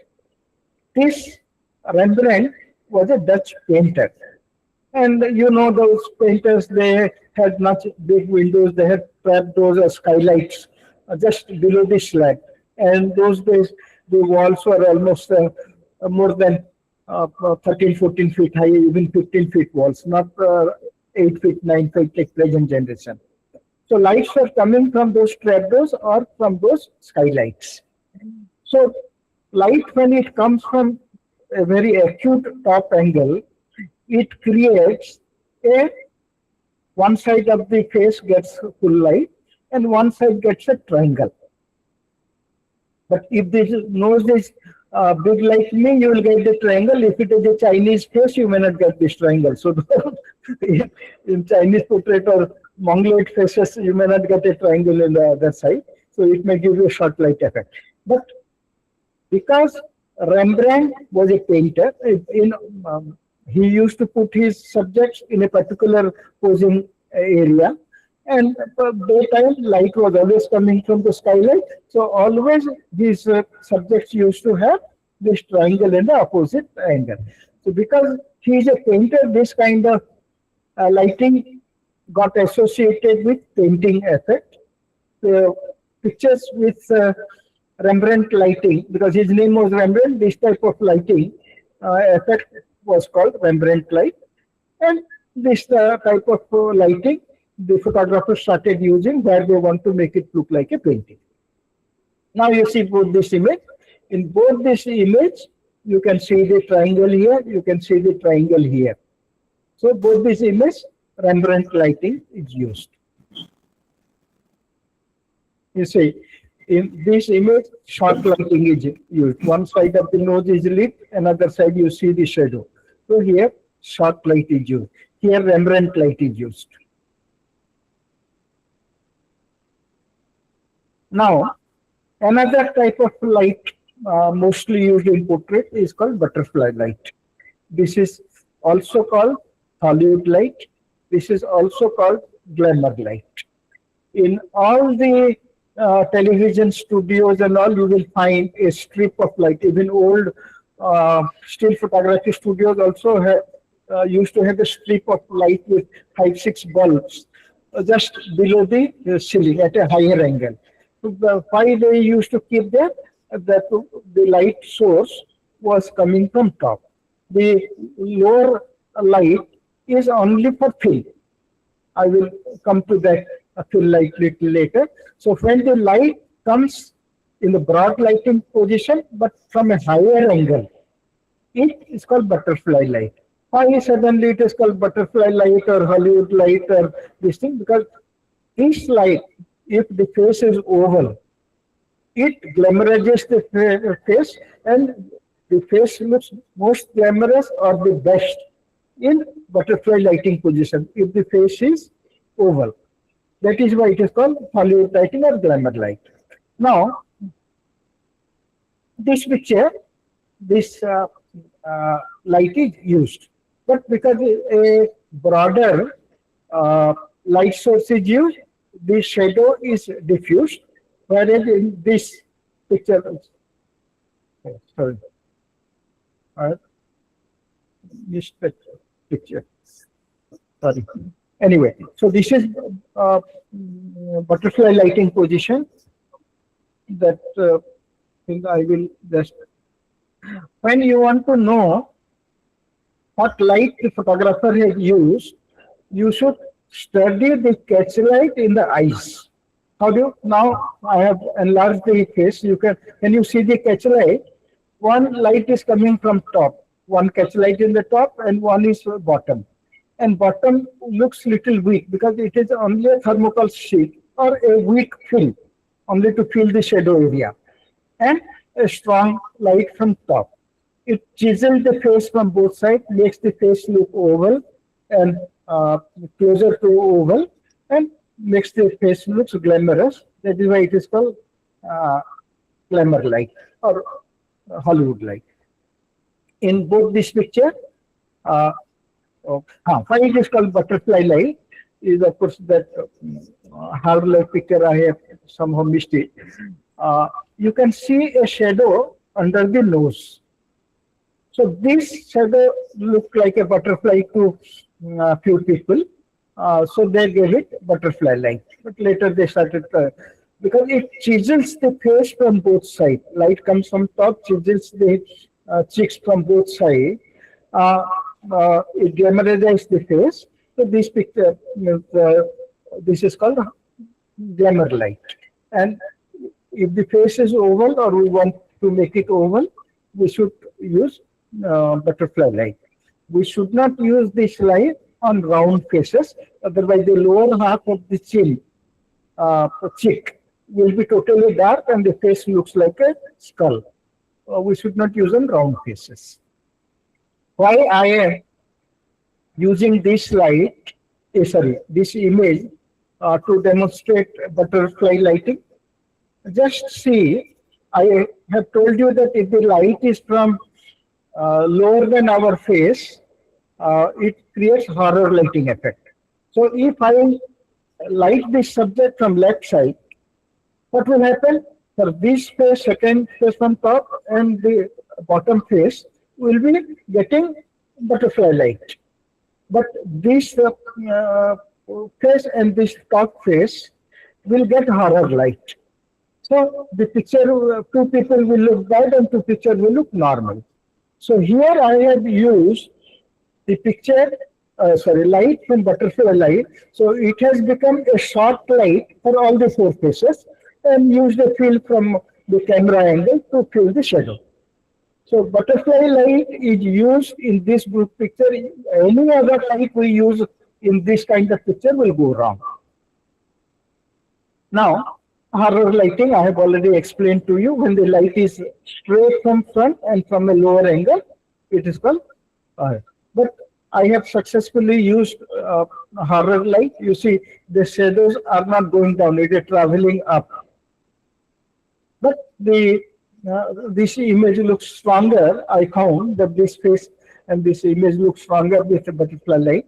I regularly use when I shoot Kuchipudi dancer, and they are giving a pose of Raudra. They want to show Raudra, that Mahishasur killing or Durga Rupam. So that time I use this horror lighting position so that the desired effect is achieved. On magicians, many times I use horror lighting position so that they, of course, I ask them to bring their chin little down, but still it gives a dramatic effect. Now, you have seen that with the help of one light only, we are able to achieve all the effects what I have described. So why do we, what are the advantages of a studio lighting? We can keep the position of our light in the same angle throughout the day. We can shoot throughout the year without worrying about rain or snow or bad weather, good weather. We can shoot at the comfort of our home. We don't have to travel. We cannot, our session will not go wrong if the weather changes. Otherwise, if we shoot outdoor on the morning and evening, we can work. Daytime, we cannot work. So, with a studio, we have advantages of the quality of light, the direction of light, intensity of light, and the accessories to get the effect we want. That is why studio lighting is more advantageous than ambient is available light. Now, why do we need more than one light? More than one light is required. Suppose we shoot with one light. This is that Rembrandt light. Of course, I have already shown you, but there it was not. So here what happens, if we shoot with one light, the shadow side goes totally black. Now you cannot see the earring, you cannot see the texture here, and we cannot see the separation between the subject and the background. If the background is dark and the dress is dark and the hair is dark, they merge with the background, and a good portrait, we must have some details in the shadow side also. So to fill the shadow, we must need a separate light. Now we have used a light close to the camera with a weaker strength as a fill light. And the third light we have used facing towards the background as the separation light. When the light in this picture, the background is not lit, so the body is merging. But if we use a separation light like this, you say the first picture is with single light and a fill light, but without separation light. So the head, hair, and the dress has merged with the background. The second picture, I have used the main light in Rembrandt position. I have used a weak fill to get details in the shadow area. Here also we have used, this is one light with fill light, but without separation light. This is one light with fill light and the separation light on the subject. We can use the separation light either on the subject or on the background. The third picture is main light, fill light, hair light, and a separation light on the background. So in that picture, 4 lights are used. And each light has its role in the picture. It has a function in the picture. Now, initially you might not have noticed before light. Now you can, any picture you see, you can easily see. And by reading the catch light, you can see the position of the lights also. That separation lights is created by a instrument called grid or honeycomb like this. In daytime also, we have used a hair light, the light coming from back, and from front we have used a reflector to get. You see, it looks as if light is coming from this side because the reflector is in right hand side. That is why it looks as if it is lit from right hand side.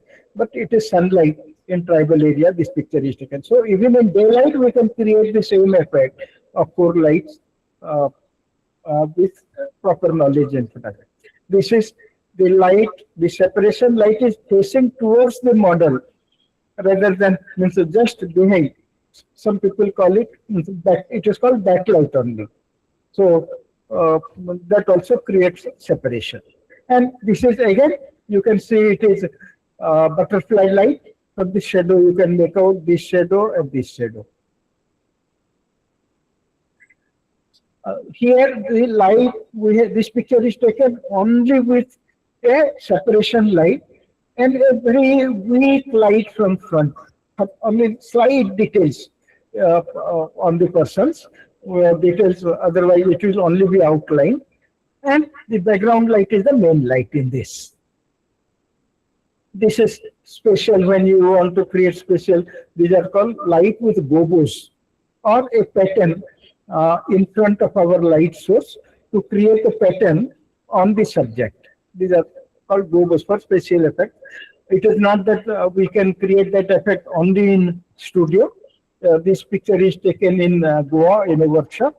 We have created that same effect with the help of this coconut leaf. The light is coming through the coconut leaf to create this pattern on the subject. Thank you very much. So that ends my thing. I'm open to question and answer. Sir, it was such an excellent presentation. I won't call it a presentation, but it was such an excellent teaching session, I should say. I think everybody has learned so much about lighting. So, Thank you. Very educative. yeah, wonderful. It was master's class. Thank you. Everything of the Absolutely. portraiture, fashion, and everything was very nicely explained and wonderful. Wonderful person. And thanks to YPS also. Thank you, Vimal sir. And anybody who has questions can unmute yourself and you can turn on your video camera and ask sir any question that you have. In Kapoor sir, in Kosani, we have demonstrated it in your studio, in your Yeah. workshop. Yes, yes. Mr. Vijay Agarwal took me These to lights are still there. We are waiting for you. 1979-80. Mr. Vijay Agarwal, हाँ sir. you took me to 1979-80 in my class at PhD. We were Thank you. taught something of this lighting. Thank you, sir. Thank you. But, I feel now people can start seeing light while they are taking a picture. So they can also see light when they see you. Thank you, sir. Anyway, it was a very, very nice class webinar and a lot of explanation, graphical explanation, in fact, practical explanation with pictures and graphics. Very nice. So, Very nice. thank you, sir. Thank you. And I have one question. Yes, sir. I think you were only hardly 10 minutes into the webinar. I don't remember the slide number, but Okay. there was a female, I think she was kind of jumping or what. Her hairs were Yeah. split apart. 6-7 photograph. What was the subject, sir? The lady Female is subject. fashion. Female. Huh? It Ladies' was a fashion, portrait actually. of a The girl. child was jumping. No. No, a lady. It was not A lady child. was up. It was a young girl Huh. and her hairs were Here was back. split wide, as if flying in the That's air. the one where the hand was cut and you're saying that even that can be used. Ali No. 10. much Early earlier, much earlier. Early Much 10, early 10. before. When you just started the Sure. presentation, Early maybe 10, 8 to early 10 10. minutes. 8 to 10 minutes only. Okay. I'm going slide by slide. Sir, I think Yeah, Oh, this This, one. this photo, this this one. one, this photo, this one, yeah. Yeah, 15, okay. number How 15. you achieve this effect? How did I achieve this picture? Yes, Okay. practically, Light, graphically. light, you see, I have used short lighting position, but because she has tilted her head, it looks like a butterfly light. And she has a very wide face. It is lucky. It is not that. Means when she is flicking her hair, the thing, just I wanted her face to be lit correctly. And what we used to do, we will bring all her hair to her left side first, and I will ask her to flick it. But when they flick it, keeping the expression intact is very difficult. Some And people focus. some How people to they achieve close their focus eyes. when she flicks her head. The hair is not in place in the first No, image itself. when she, We have to take many frames when to she get the flicks her light, head the expression, and hair correctly. and also focus. Pardon? Focus on the face. Yes. From one side to other side, she has flicked her head. No. Mr. Vijay, I am saying, hello. Hello. Yes, sir. I couldn't I understand. am saying when she flicks her head Huh? from one side to other, Yes. so then focus will also change, na? The No, focus no. on the face. It will not change, sir, because the model's position, distance from the camera doesn't change. Okay. First thing. And when we are shooting in studio, generally we are using 11, 16 as the aperture because our lights are very intense or strong light. So at 11 and 16, even if she steps one or two steps backward or forward also, focus will not go wrong. Okay. Sir, Anyway, very good. Very good, sir. Thank you. And this hair effect, nowadays we have used a fan or a blower to create the flying air. So suppose in this what happens, the head is tilted, but we want the similar hair with her looking straight. Means her head in correct position. So that we cannot create unless she flicks it. So we create that with the help of a blower. Beautiful. Beautiful. sir, Yes, sir. sir. Hello, sir. Yes, sir. Suresh, sir, boliye.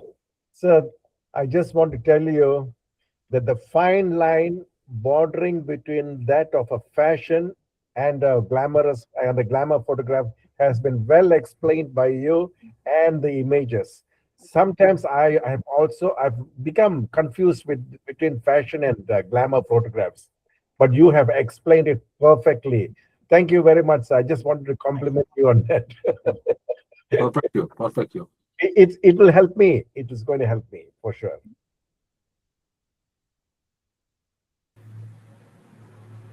Vijay sir, Sandeep here. Yes, Mr. Sandeep. Yeah, so you mentioned about two key elements for fashion photography. One is keep updating yourself with the trend, right? And while trying to understand the trend, I'm assuming you might be following some international photographers or magazines to look what word is looking at, right? So that is one kind of source of information. But at the same time, most of the fashion photographers tend to copy or okay, this is the trend, let me try to recreate it, right? So in that, how do you come up with your original idea which is aligned to the trend but not leaving your originality? How do you achieve that?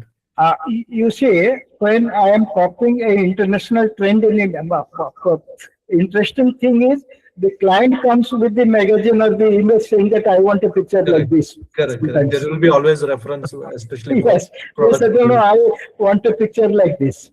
Yeah. But what happens whenever we are not busy? You see, I am also a portrait photographer. That is why means almost 300 days in a year I'm busy because I shoot portrait also.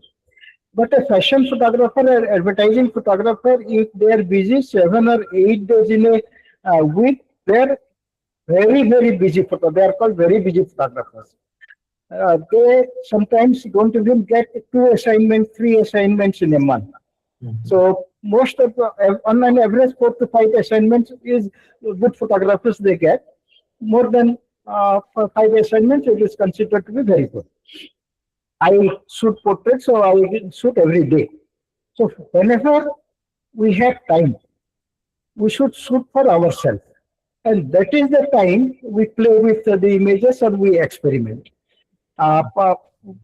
Just looking, because we are looking at a trend, we like the trend, we want to take a picture like that. We already have the knowledge of lighting. So the moment we look at the image, we know how that picture is taken. But if there is any special effect in that, yes, we have to experiment to get that effect. Like sir has asked how to get the hair like this, or how to lead this. So unless we do with experiment with blower and flicking and all, we'll not. That when we are shooting on assignment, we cannot do. While shooting assignment, we must know in advance how to get that effect.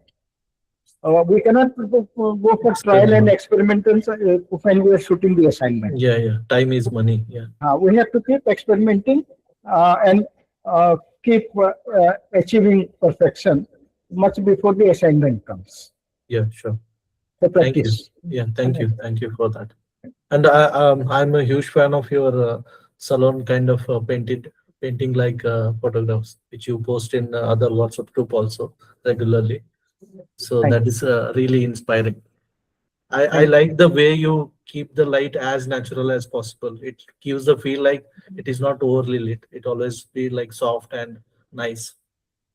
It's kind of creating the painting like effect, right? So that is really beautiful. Thank you. Thank you, sir. Thank you. Rajaram sir has raised his hand. Rajaram sir, please unmute yourself and go ahead with your question, sir.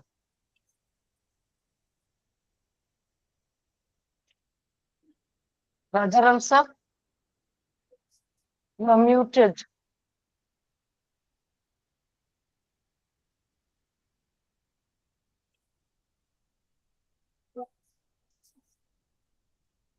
Well, I think it must be by mistake. He must have done that.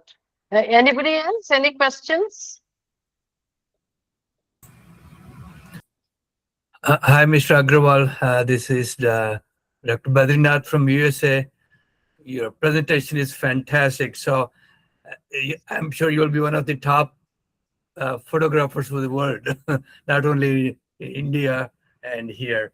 So I learned a lot from just watching for the last 1.5 hours. Thank you very much. Thank you very much for arranging this. Kind of you, sir. Thank you. All thanks to Vijayji for this, really.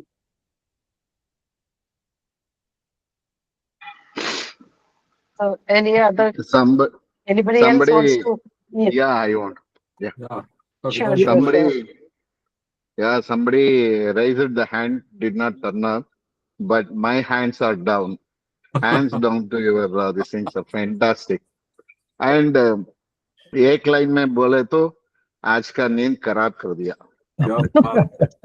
देखिए आपका पूरा हफ्ता खराब कर सकता था. आपका YPS में रूल वैसा है, क्या करूं? अपना फेस नहीं दिखा रहा अभी तक. अपना फेस नहीं दिखा रहा अभी तक. आप रूल चेंज कर दीजिए next time. Yeah. Actually, I had a privilege of. I'm very lucky to have shot portraiture in your studio, and I want to come again and take pictures, sir. It's a fantastic experience, and we got lovely images. I would like to attend your workshops also in future. Thanks a lot. Welcome, sir. Be my guest. Please come. Sure, sir. Yeah, thanks a lot. I think it would be a good opportunity to travel there and attend sir's workshop. Yeah, exactly. Exclusive for YPS. Yes, why not? That's a wonderful idea. Okay, I think there are no more questions. Rajaram here. Yes, sir. Shall I Beautiful put a love. few words in this time, sir? In fact, it's a wonderful evening for us to have so much of explanations, especially our own favorite subject of portraiture, lightings, and so many things. And we got the first-hand information from you in so many years of your own experiments which you have done so far. All the images are fantastic. Now, I have one small issue. Just I can make a question for that. That means, though everything is fine and we have been practicing photography, specifically portraiture being the primary subject for most of us, but that is not the end of it. It is the beginning of our photography. I know that. Only after the lighting, quality of lighting, the amount of lighting, the direction of lighting, and so many methods of lighting which I have explained, all are very useful to us for proceeding in our own hobby. Only one small question, I'm not telling that it's a question, only a question of observation from my own experiences I wanted to share with you. Yes. When I want to follow some of these lighting methodologies for the women, especially beautiful ladies and beautiful, the nature has given them such a nice body and then features. So we try to occupy the single lighting up to the multiple lightings, either in sun lighting or even in the artificial lighting. We get most of the time success. When they apply the same thing to the women, for the men, especially, they are handsome, but pictures will not be called beautiful. The problem is how to differentiate between the beauty of a picture and the handsome of a person in the beautiful picture. This is a very sensitive maybe sometimes, but very difficult for us to make a not very attractive person to become more and more beautiful as a handsome. Do you have any experience in that? Thank you. Yeah, no, what happens from men as it is not so attractive, we feel. But here, let me tell you one thing. That is a big debate, so I will not continue. Yeah. But in the world or on earth or in the universe, male is always more handsome than the female. On the Homo sapiens, the human being doesn't agree. Same thing. You look at the peacock and peahen. The peacock is more beautiful, but always runs after the peahen. He thinks that peahen is more beautiful. You look at a lion or lioness. You look at a tusker and a sea elephant. You look at an antler and a deer. So everywhere you will see whether it is flower, whether it is insect, whether it is an animal, always the male species is more important. Homo sapiens or human being, why they feel female is more important? Because the moment we talk about or think about female, we think about youthful, young, petite, with beautiful figure. Female image comes to our mind. That is why. But if you compare in all ages, from childhood to older age, and in all shapes, obese, we are always talking about with the dresses, but God has not created with dresses. Yeah. We are born without clothes. So now you compare a little heavy, obese, 60 years old woman without clothes and a man without clothes. The female figure may look little repulsive to you than the men without clothes.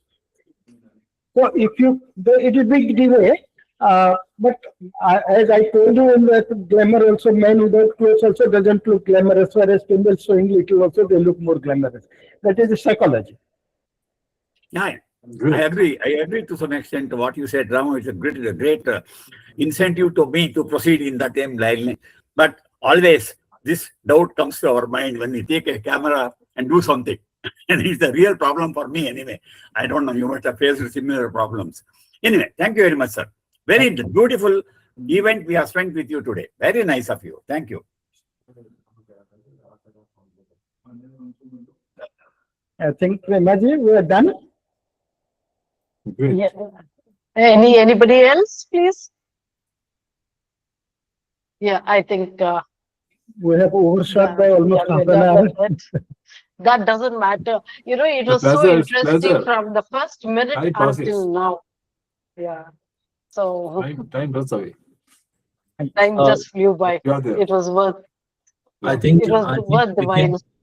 I think we can plan a session with Vijay sir in Bangalore along with YPS and Yeah, live demonstration will be more educative always. yeah. I had YPS, I have given a live workshop once. Mr. Satish had invited me. Yes, sir. Yes. Actually, we had your session in Bangalore. Yes. What I feel Mm. is we must have this workshop in Vizag only because Exactly. you have better models Yeah. and better this thing connectivity with the models there, not The in Bangalore. props, In whatever what? props and furnitures I need, I have. No, everything, even models, they're all beautiful. So if you come to Bangalore, the last resort is only me with my dress today, you saw. No, So That's better we will Satish sir, have. you are coming to Kosani also this year. Ah, Mm. so Yeah, I think we we'll will all have go it to in Vizag, Vizag. sir. Yeah, Yes, we'll Vizag have is that. calling. Yes. देखे cloud में Vizag calling. बोला है ना lighting part जब touch करेंगे तो आधा घंटा एक्स्ट्रा हो जाएगा. That's okay. Yeah. Great aiming, sir. Thank you again so much, sir. Thank you. Thank you. Thank you. Thank You you. would have made two different programs, two different presentations. And if Mhm. the audience is going back little, means more, means wiser or learn, pick up few points, then I will be very glad if they feel that they have learned something. Yeah. Okay. Good night. Good night, Good night, everybody. sir. Good night. Good night. Good night and thank you, sir. Thank you so much.